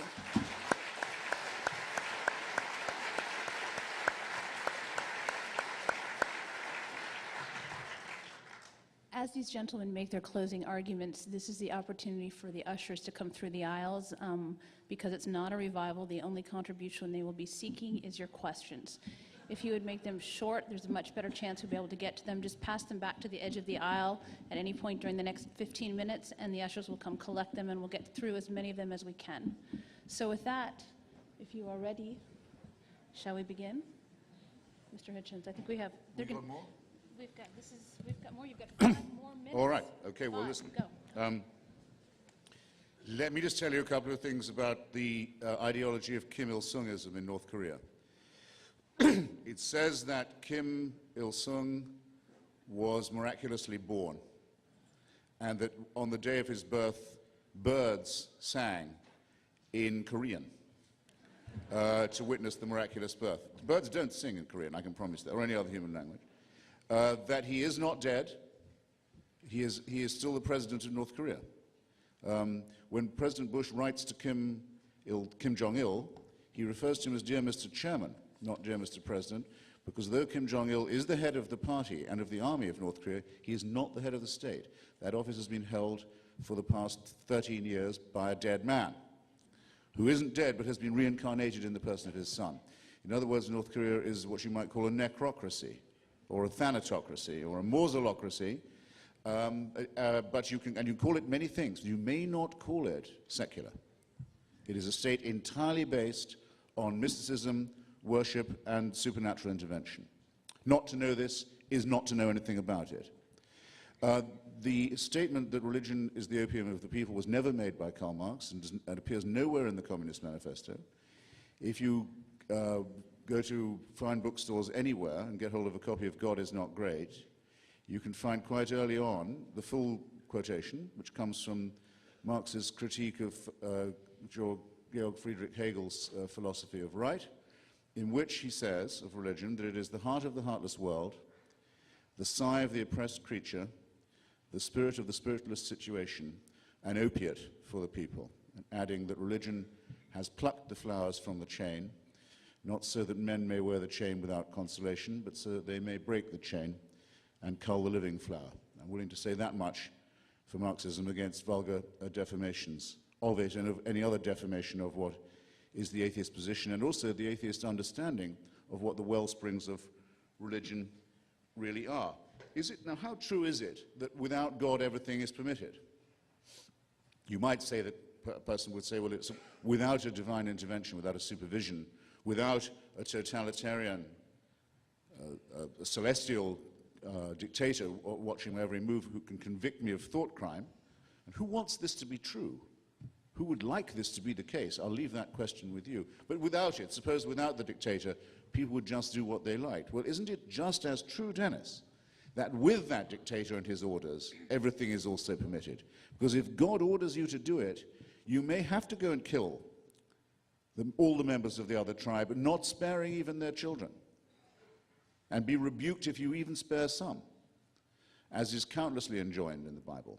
You may find that you've got to go and blow yourself up in order to get to heaven and take as many unbelievers with you, because to do things that no secularist would think about doing, because God's instructions require it. In other words, with God, it seems that an incredible number of things are permitted as well, if not just permitted, actually ordered of you, required of you, which may include extremely cruel and criminal acts. Now, we've got no further this evening, I'm sorry to say, but this is what I'm hoping for in the question period. We've got no further than deism, or at least my opponents have got no further than deism, than the suggestion that because so many things are the way they are, there must be some kind of authorship or design. This is a very, very hoary argument. Indeed, it's been multiply rebutted. I've given you some of the refutations of the argument from design already this evening. But let's suppose I grant them or say that I can't overthrow them. How are they going to get from deism to theism? How are they going to get from an ultimate author or possible designer or prime cause to someone who cares who you sleep with and in what position? Or who cares how you mutilate your genitalia? Or who cares what you do on a Friday or a Saturday? Or cares what you eat? Or can tell you what to do and how to get to heaven? How does deism help you to get to theism? How does the Big Bang lead to answered prayers, or virgin births, or miraculous interventions in human affairs? All of these things remain to be proved, or so far, on the part of my antagonists, even argued for. Not one of them has even tried, you must have noticed, to make a case to you this evening that if you don't believe this, there's no redemption for you. Thank you. There's not one statement in favor of religion has been made from this platform all evening. I find that striking as an example of how far secularism has penetrated without people even noticing it. Thank you, Mr. Prager. Well,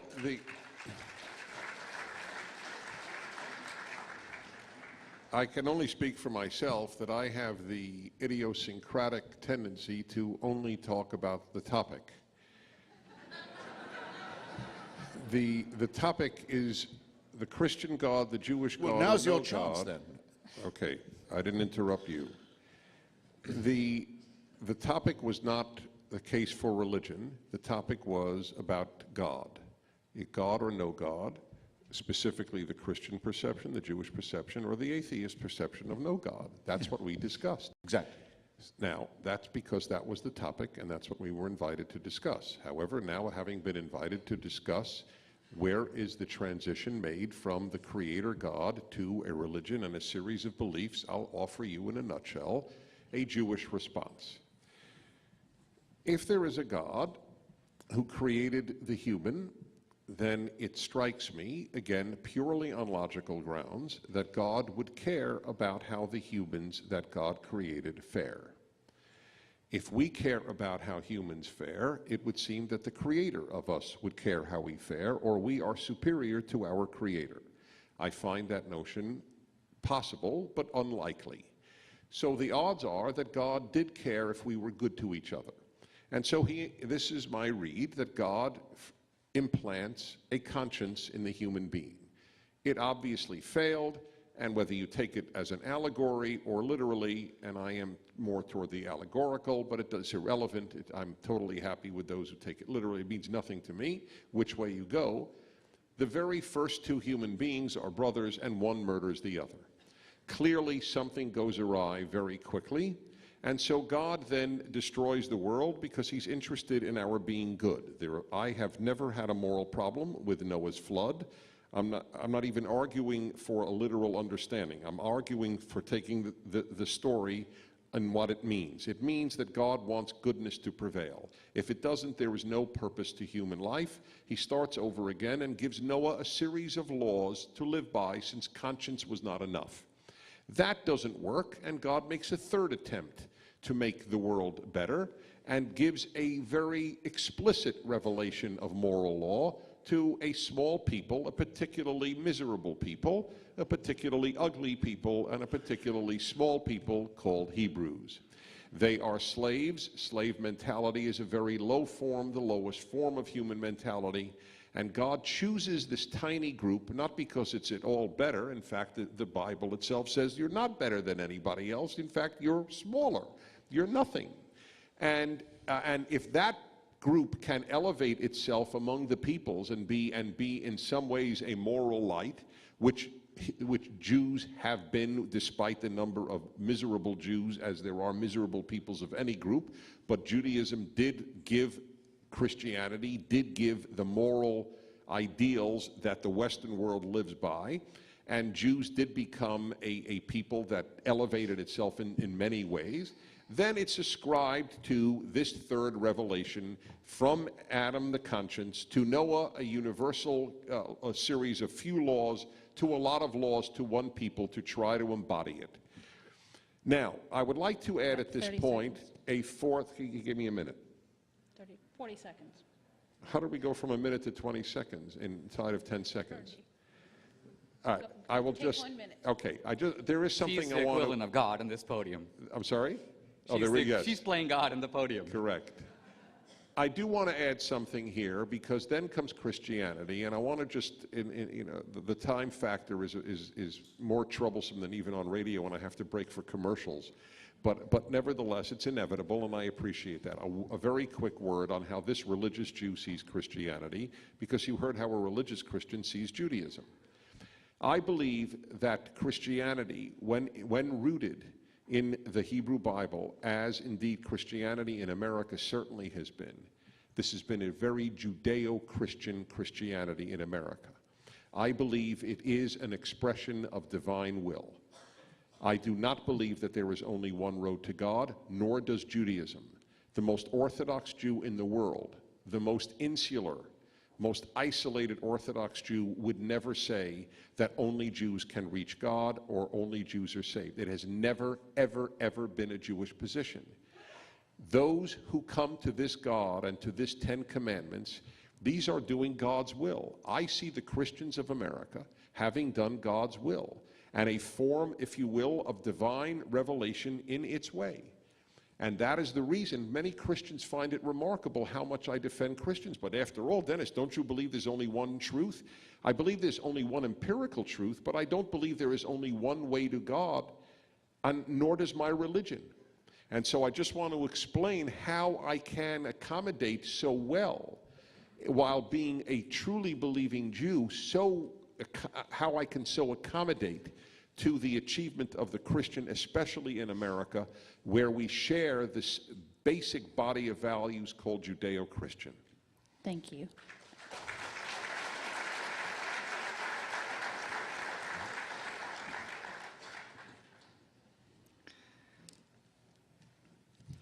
It's particularly delightful and challenging to debate these issues from sort of multiple perspectives. If Christopher feels a little bit of excessive ecumenism on the side of Dennis and me, I'm going to be departing from that in just a moment. But I do want to say a couple of things first. And that is the problem of evil, the problem of cruelty, of harsh, unnecessary suffering, is often posed as an exclusive dilemma or difficulty for the believer. I want to suggest it is no less a difficulty for the atheist. And why? Because if we are Darwinian primates, driven by an imperative to survive and reproduce, we would in general only commit that evil which was necessary to that end. The amount of evil in the world, its scale, staggers the mind. It has no reproductive benefit. It has no survival advantage.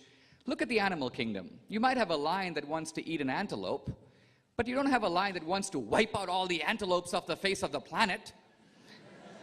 In a sense, when we see horrible things, a serial killer, we say that was a bestial act you did, but it's wrong. Beasts don't act that way. So there is something peculiar about the nature of man that makes him capable of a degree of evil that goes way beyond Darwinian necessity, requires almost an alternative explanation. Now, because he's created in God's image. No. Now, what I want to say is, why have the atheist killings of the 20th century been so terrible? I think the answer is simple. Christopher mentioned earlier Dostoevsky's maxim, if God is not, everything is permitted. I want to give you Nietzsche, the philosopher Nietzsche, probably the greatest atheist thinker of the last 150 years, his interpretation of this. But basically what Nietzsche says is that if you remove God, many people want to get rid of God, but hang on to the morality that the idea of God brought into the world. But you really can't do this. If you get rid of God, you get rid of the foundation of those values that emanated out of the transcendent idea. For example, the simple idea that you owe equal respect and dignity, not just to a family member or a neighbor, but to a complete stranger. From a Darwinian point of view, this is completely senseless. There is absolutely no reason that one should extend bonds of sympathy, for example, to someone starving in Rwanda. They are nothing to me. We have no genes in common. Now, religion is a theory of cosmic justice. If you think of the Hindu idea of reincarnation, you were a jerk in the way you've acted, well, you're going to be a cockroach in your next life. So religion introduces the idea that even though life is unfair, and many times in life the bad guy ends up on top and the good guy comes to grief, there will be a final accounting in the end in which what goes around comes around. And I want to submit that theists who did bad things had to pay attention to this. Even if Torquemada was a horrible guy, if he was a believer, he had to worry about the Last Judgment. But Stalin did not, and Mao did not, and Pol Pot did not. Do I have a moment for a final thought about Christianity? 30 seconds. 30 seconds. Human beings are at this level, down here, but we have within us this aspiration to perfection, perfect beauty, perfect justice, perfect truth. Man is down here, God is up here. I see most of the religions of the world as trying to create a ladder from man to God. Follow these rules, perform these diets, obey these commandments. It's the premise of Christianity that these ladders, however well constructed, cannot reach their destination. It's too high. Man can't get up there. God has to come down. God has to condescend to the human level. That's the only way to close the chasm. And so in Christ, symbolically, we see, in a sense, God becoming man, a way to reach down to man, bridge that gap, and open up an opportunity, you might say, for human salvation. Thank you. Revealed himself to his people. Today, folks, including Richard Dawkins, ask, why doesn't God just reveal himself again and end the argument about his existence once and for all? Do you think there's any chance he might? There is a chance he might. I've asked this question often. What is it Woody Allen has said in one of his movies? If just God would sneeze, I would be happy. All I just want is to sneeze, and that would be sufficient. My belief is that if God did some spectacular miracle, the heavens lit up all over the world and in hundreds of languages, clouds formed the words, "I am God, you better take care of each other," it would have an impact for approximately 3 days. For some people, forever. But immediately there would be explanations of cloud formations that scientists would come up with. It wouldn't matter. That's the brilliance of the story, to my mind, at any rate, in the Bible, and where the Jews are shown all these miracles and then end up building a golden calf anyway. I mean, shortly after, the sea was split, and they still built a golden calf. That is human nature, because we always ask, what did you do for me today? That's the way it is. We are children in many ways, and God is this paternalistic figure. And just as our children don't walk around thinking, "My God, you diapered me all those years? Wow." I mean, how many babies say, "I've prevented my parents from having intimacy for the last 3 months. I'm going to shut up tonight."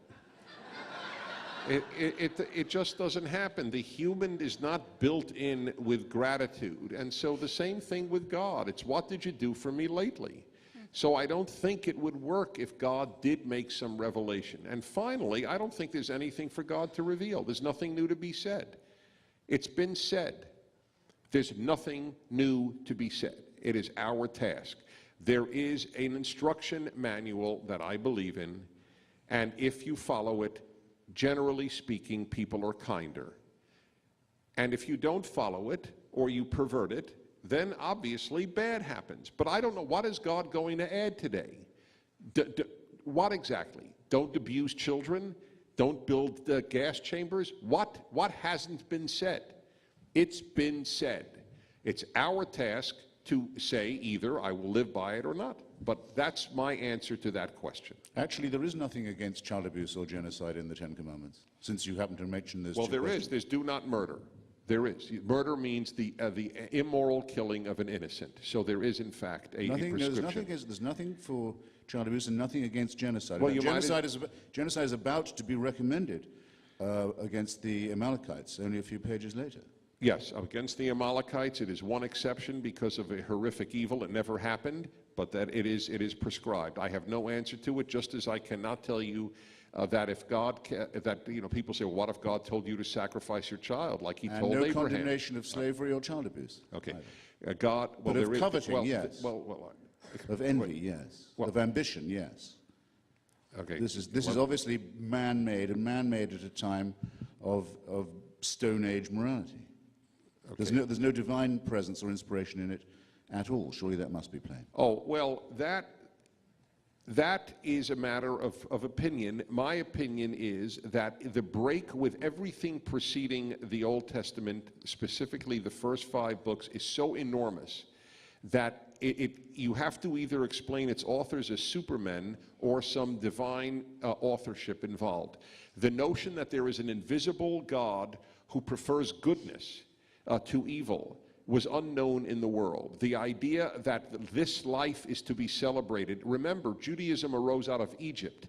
In Egypt, the Book of the Dead was the Bible. The pyramids were the great works of art, and they were tombs. The Egyptians celebrated death. And it was that Torah coming out of Egypt that said, I have put before you life and death, and you shall choose life. It is an utterly life-centered idea in the midst of a death-centered world. Ironically, Israel is, to this day, 2008, still in a death-centered world.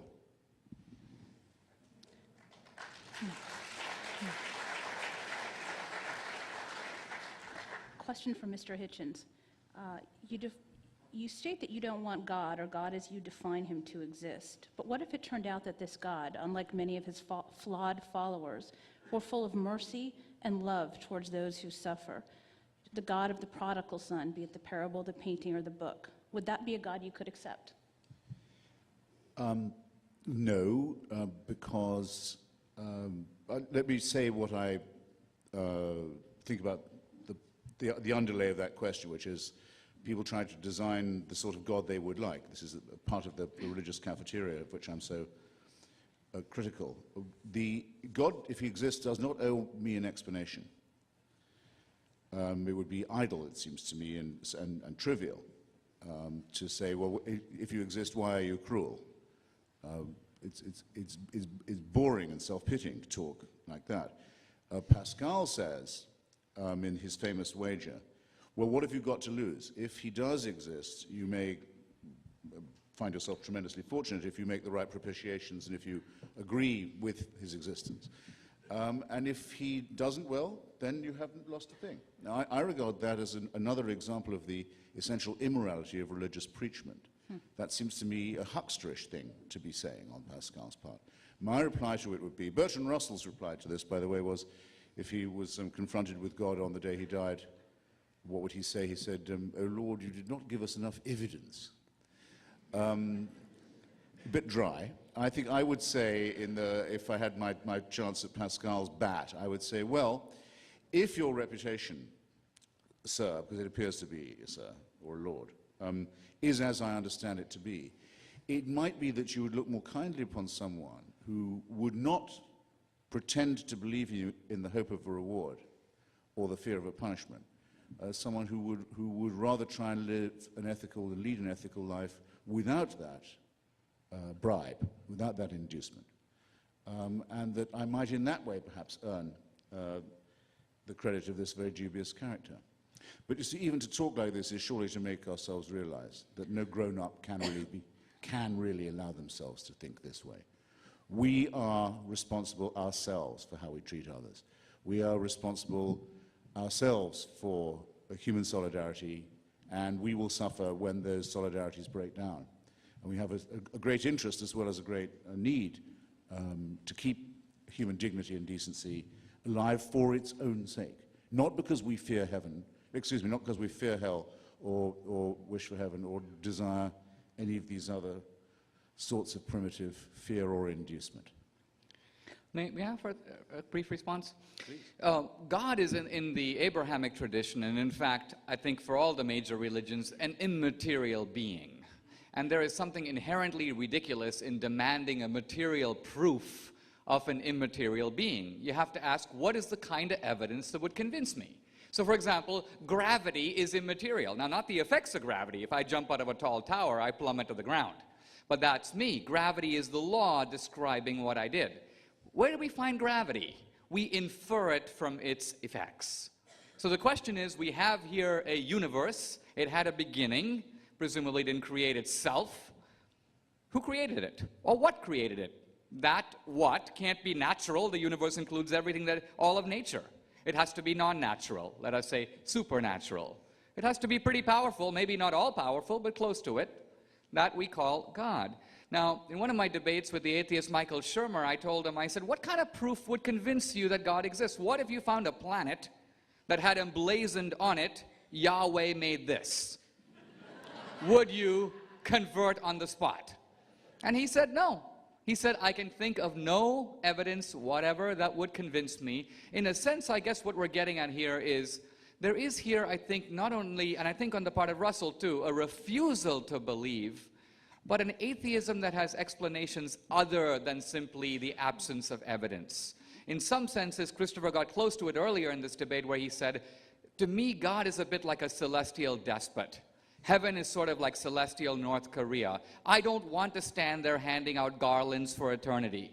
I don't want to go to that kind of place. So it's not as if God is grabbing the unbeliever and flinging him into hell. God is making heaven available to everyone, and the atheist of his free will is saying, I don't want to go there. That's right.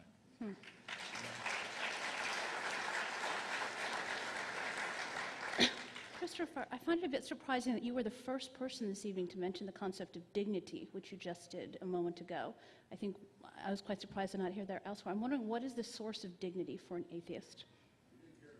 I'm sorry, I was just saying I was surprised that the first time we heard mention of the concept of dignity was 2 seconds ago in Christopher's response, and I was asking him, for an atheist, what is the source of that dignity? Well, the golden rule, which often Christians claim originates with the Sermon on the Mount, Jews tend to attribute to the Babylonian rabbi Hillel, but actually versions of it can be found as early as the Analects of Confucius and other doctrines, and it's probably the case that no human society has ever not had a version of it. It simply says that you expect others to treat you as you would wish them to be treated by you. Sometimes it's the other way around, but that's what the golden rule is. In other words, that this is in some way innate in us, and that the desire for respect and for self-respect and the reciprocal properties that underlie that are common to human society. I mean, how likely would it be that the Jewish people could get all the way to Mount Sinai under the impression that adultery and theft and murder and perjury were okay, only to be brought up short by the revelation from Sinai, by divine intervention, that it's not kosher after all? They couldn't have got that far if they'd been under any other impression. Now, I happen to know, I'd be pretty sure at any rate, that there is no truth in the story of the Exodus, that it's a myth, it's a legend, but nonetheless, as an account of the origin of morality, it's imperfect in this respect. It assumes that, without divine revelation, people would think that society could be run with perjury, with murder, and with theft, not condemned. Well, this is obvious nonsense. So we degrade ourselves by saying that we would not know what was innately of value to ourselves and to others, and in ourselves and others, if we didn't have either supernatural permission or supernatural injunction to believe in. And this is nonsense. Question for Dinesh. Dinesh, you stated that you believe Dennis is saved without, this is getting personal, is saved without understanding and believing in Christ's sacrifice on the cross to satisfy God's wrath against his sin. Please elaborate on how a modern-day Jew can be saved according to your beliefs without professing a belief in Jesus. I think the Christian belief, which I share, is that ultimately all salvation is through Christ. I don't deny that for a minute. On the other hand, the real question then becomes, on the part of Christians, an acceptance of Christ. Well, what about the guy who never had a chance to do that? And by never had a chance to do that, I want to make that question, give it its full force, because obviously, if you're not a Christian, you've heard of Christ. I'm not talking about the Aborigine in Australia. I'm talking, for example, about a lot of the guys I grew up with, for example, in India, Hindus and Muslims. They've heard of Christ, but they have had no encounter with Christ in the same way that I haven't had a chance to, you might say, accept Allah or accept the Buddhist revelation. I'm aware of it. But in some senses, it is outside my world. So the question then becomes, how does divine justice treat those people? The short answer is, in some profound way, we don't know. We are all seeing this through a glass darkly. I wouldn't presume to be God. I'm simply applying Christian principles to trying to understand this question. Does Christ's salvation extend beyond the orbits of Christianity? And I think that it does. But I speak not as a theologian, just as a believing Christian. Along the same line, Dennis, who do you think Jesus was? I think that he was a Jewish rabbi who was what we would call today an Orthodox Jew, and that he would be very surprised that there was a religion in his name. That is my view of who he was. He taught many things that were just traditional Judaism. He taught a handful of things that were not, most specifically, interestingly, with regard to divorce. Judaism has always allowed for it. Judaism, in my understanding, has always placed a premium on a fulfilled life and a bad marriage. I don't mean a struggling marriage or a marriage that confronts difficulties, but a truly bad marriage is not God's will in Judaism, and it's a mitzvah to divorce in that case. There is a book written by a rabbi, in fact, called "Divorce is a Mitzvah," which would shock Christians to ever see such a title. But by and large, he was a Jew in a time where there were many sects within Judaism, and the Jewish plight was awful, and the belief that the end of times was near was one that I suspect Jesus had, and that many others had. Certainly, I think Paul did. But what is more important is, how do I see Jesus? The more important question for me is, how do I see Jesus in the light of the Christians that I so love? And I have come to this working answer, and it's fascinating for me to hear Dinesh, a believing Christian, we're asking complementary questions. How does a Christian, you were asked, in any way say that somebody could be saved who did hear of Christ after? Well, not Aborigines could be saved. And I'm being asked, well, how does a Jew who doesn't believe in Jesus look at Christians? I mean, that's the more interesting question than how do I look at Jesus, to me in any event. Are they walking around believing in something untenable, silly? What do I believe? I have come to this conclusion.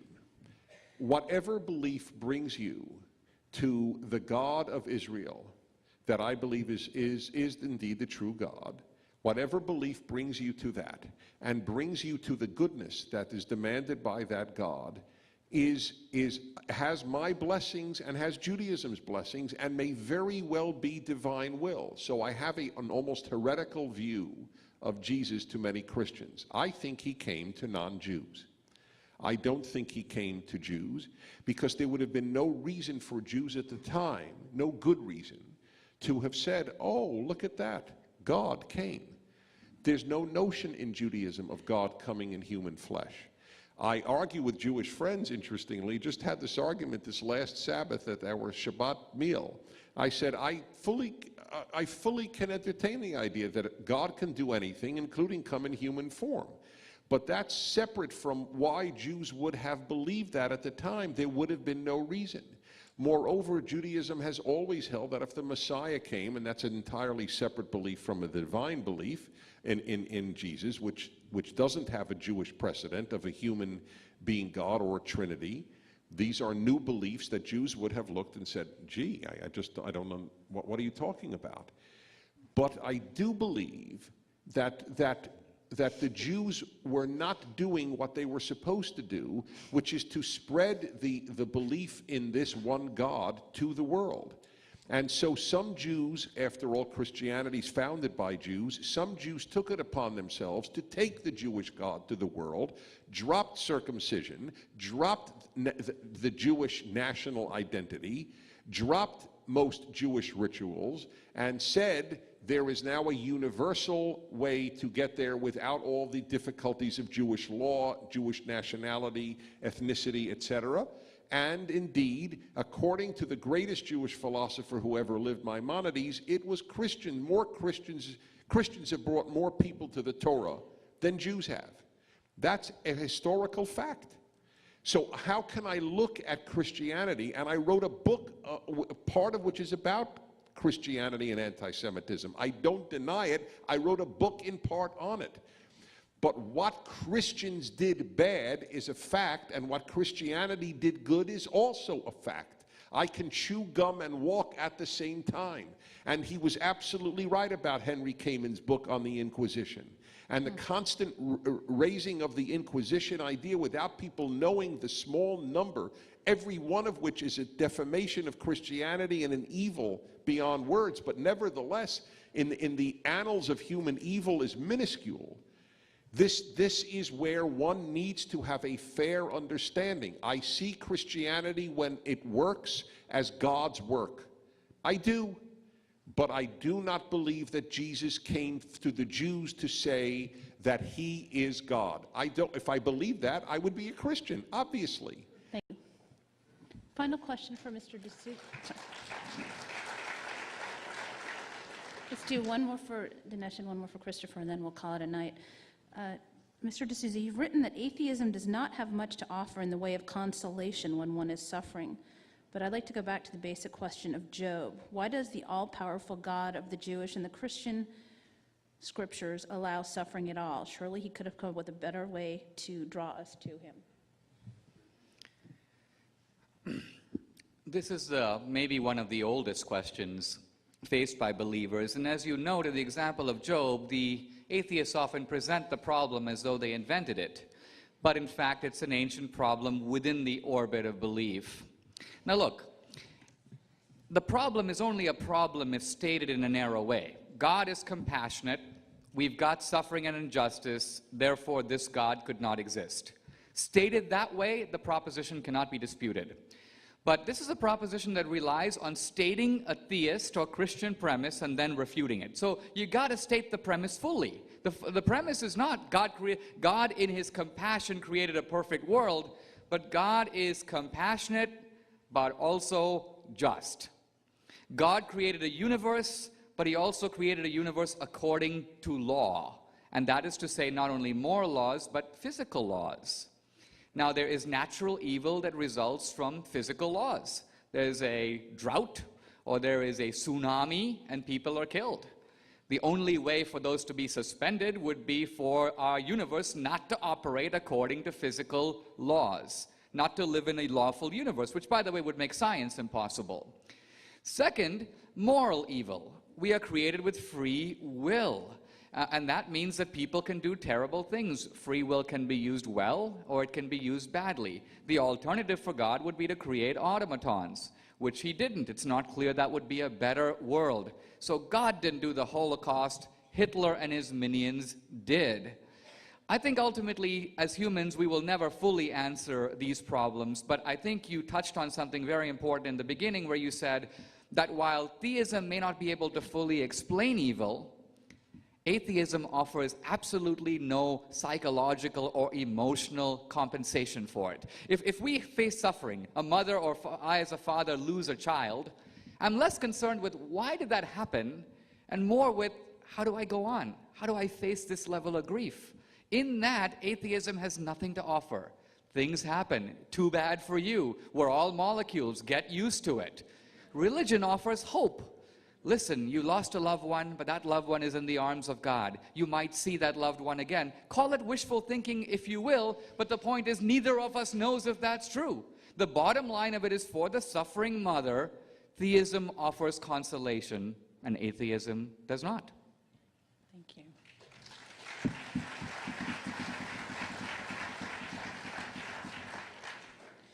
Christopher, final question. Several queries along the same lines of this tonight here. Where does your morality originate? Why aren't the various massacres, holocausts, and genocide simply the process of natural selection? And on a parallel track, why do humans, from your interpretation, appeal to a sense of justice and fairness when in fact there are so very few, if any, examples of either in this world? Did I not just do my stuff about the golden rule? Haven't I just, in fact, I mean, couldn't I have a question I haven't already answered? Or haven't you just answered 2 minutes ago? It seems like a waste of a question to make me go through all that again. In the meantime, I will just add that it's certainly true of religion that it offers consolation. All right. Can I then? It does. It tells you all kinds of consoling things. There's no doubt about that. You didn't do justice to the question. The question wasn't what do you believe. That's what you answered when you spoke about the golden rule. It asked what the source is. That's what I was saying. We want to know your source. Your source seems to be your opinion. Well, what if my opinion is I would like to screw everybody unless they screw me first? If you like, I'll remind you of what I said. I don't mind reminding you. I said it will not be found that there has ever been a human society where courage and strength and care for others is despised, where savagery, adultery, theft, perjury, and so on are thought of as morally neutral or not to be condemned. I'm sorry, I bore myself when I repeat. I'm very much afraid of boring other people if I do it. Well, it may bore you, but it doesn't answer the question. And I didn't say this is my opinion. We still do not have a clue as to where your source is. It's your opinion. I did not say that was my opinion. I said I don't think it will be found that there has ever been. That's a non sequitur. You won't find a society that didn't have slavery. What's your argument? The ubiquity of a principle does not mean a thing. Christopher, may I reformulate the question slightly and pose it to you in a way I think you'll find challenging? More interesting, yes, maybe. Okay. You said that the golden rule, this idea of reciprocity, this idea, for example, of extending respect to others as universal, and maybe it is. What I want to know is, what is its Darwinian explanation? In other words, I can understand why, as a mother might jump into a burning car to save her 2 children. They share her genes. She's got a genetic kinship. I can understand why a businessman might treat a customer well. He has a Machiavellian motive. He wants the customer to come back. I scratch your back, you scratch my back. But I don't understand why someone would get up and give their seat to a 75-year-old lady in a bus. I don't think the person doing that is hoping to get her seat next week. Why would you give blood? Why would a soldier die for his country? Why would somebody do something for total genetic strangers? This kind of goodness appears to have no Darwinian explanation. So what is it? Well, actually, the Darwinian explanation isn't as bad as you might think. But by the way, Darwin doesn't say that evolution is a form of perfection. Natural selection is not at all a form it's a very crude form, if you like. Extremely crude form. It's not, by pointing out that it exists, we don't recommend it. We don't say it is the source of morality. It says these are the kinds of mammals and primates that you're dealing with. This is how they came to be. It was earlier absurdly suggested by somebody that God wouldn't create people who didn't care about them. Well, how does that work for sheep? How does that work for rats? How does that work for viruses? How did that work for dinosaurs? I think it's entirely thinkable that there could be a prime mover who didn't care about his creation. But I'm digressing from my point about, say, blood donation, which happens to be my favorite example, and when I was a socialist was my favorite example. How is it that the British National Health Service never runs out of blood, and never charges for it either, and never pays a donor to give it? How is it that people step forward and say, you can have a pint of mine for the general good? Well, one reason, if you want us to not get too moistly idealistic about it, is if you give a pint of blood, you aren't actually a pint short. The beauty of it is you give a pint and someone else gets it, but you haven't lost one, because you'll replenish it after a nice strong cup of tea, which they'll give you in the British National Health Service in the recovery room. So how nice. Someone else is a pint better off and you're not a pint worse off.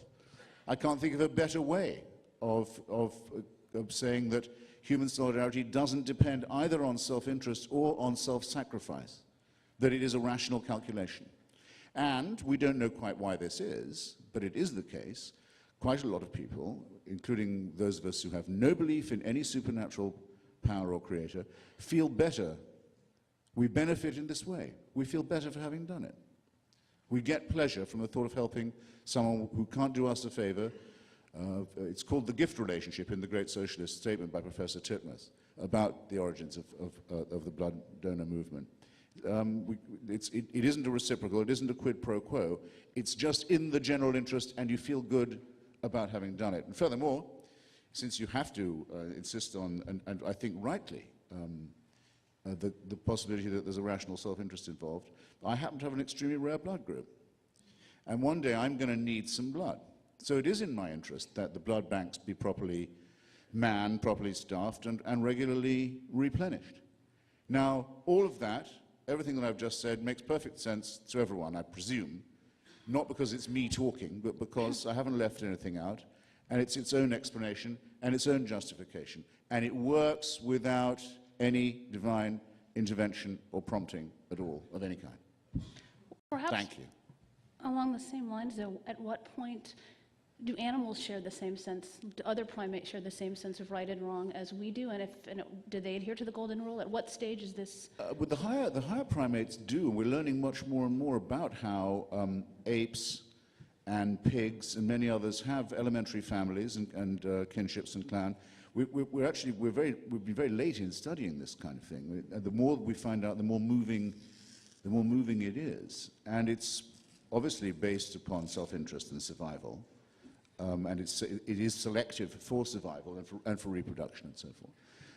And I suppose there could be people who would say that also was evidence of a divine design, but then that would somewhat degrade the idea that we, the human mammals, the human primates, are a special creation.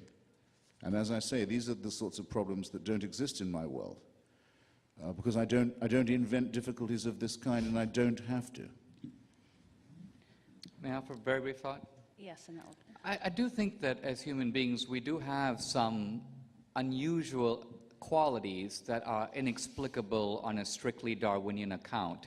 I can fully understand as evolved creatures why we would develop a brain to survive, to be able to elude the woolly mammoth, to kill the prey. I don't understand why we've evolved a brain that can understand the rotation of the planets. I don't think that man 5,000 years ago had to figure those things out in order to survive. I don't know why we would have evolved higher mathematics, the love of beauty. The point is not that we feel good when we do good things. The point is, why would that emotion have survived the Darwinian selection? Machiavelli would tell you that it's much better to be bad and appear good. That's the guy who's going to end up on top. The fellow who actually is good is going to come to grief. So why weren't all the virtuous people eliminated from the face of the earth? Because the cunning and the survivors are the ones who got to make the most descendants. The very fact that we live in a universe where all of us live in a dimension of this is the way we act, but there's a little voice that often calls us to act against self-interest. I'm walking on the river bank, I'm not a good swimmer, somebody shouts out, help, help, I'm drowning. I have every Darwinian imperative to keep walking. But if I do, I know I'm going to feel bad. Some little voice inside of me says, you should have helped that person, even at a risk to your own genes and your own survival. What is the source of that little voice? It seems to have, if you will, a transcendent source. And if you don't want to call it God, you can call it universal morality, but it's within us. It is the empirical datum we're looking for, and it points to something higher than ourselves. Thank you.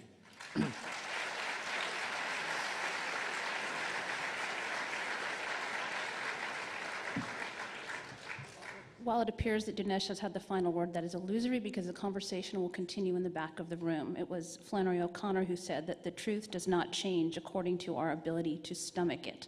So I would encourage each of you to continue the conversation, sorting out the truth from the sophistry here tonight while meeting the needs of your stomach in the back of the room, where you can purchase signed autographed copies from each of our authors, as well as DVDs. I would ask you to allow our three speakers to make the exit a la rock stars that they are, so that they can get to the back of the room instead of trying to snag them along the way. I'm sure they'd be happy to talk to you there, but if they get caught here, we'll never get to the back of the room. So please allow them to exit, get back there, and settle down, and I'm sure they'd like to speak to you. Thank you.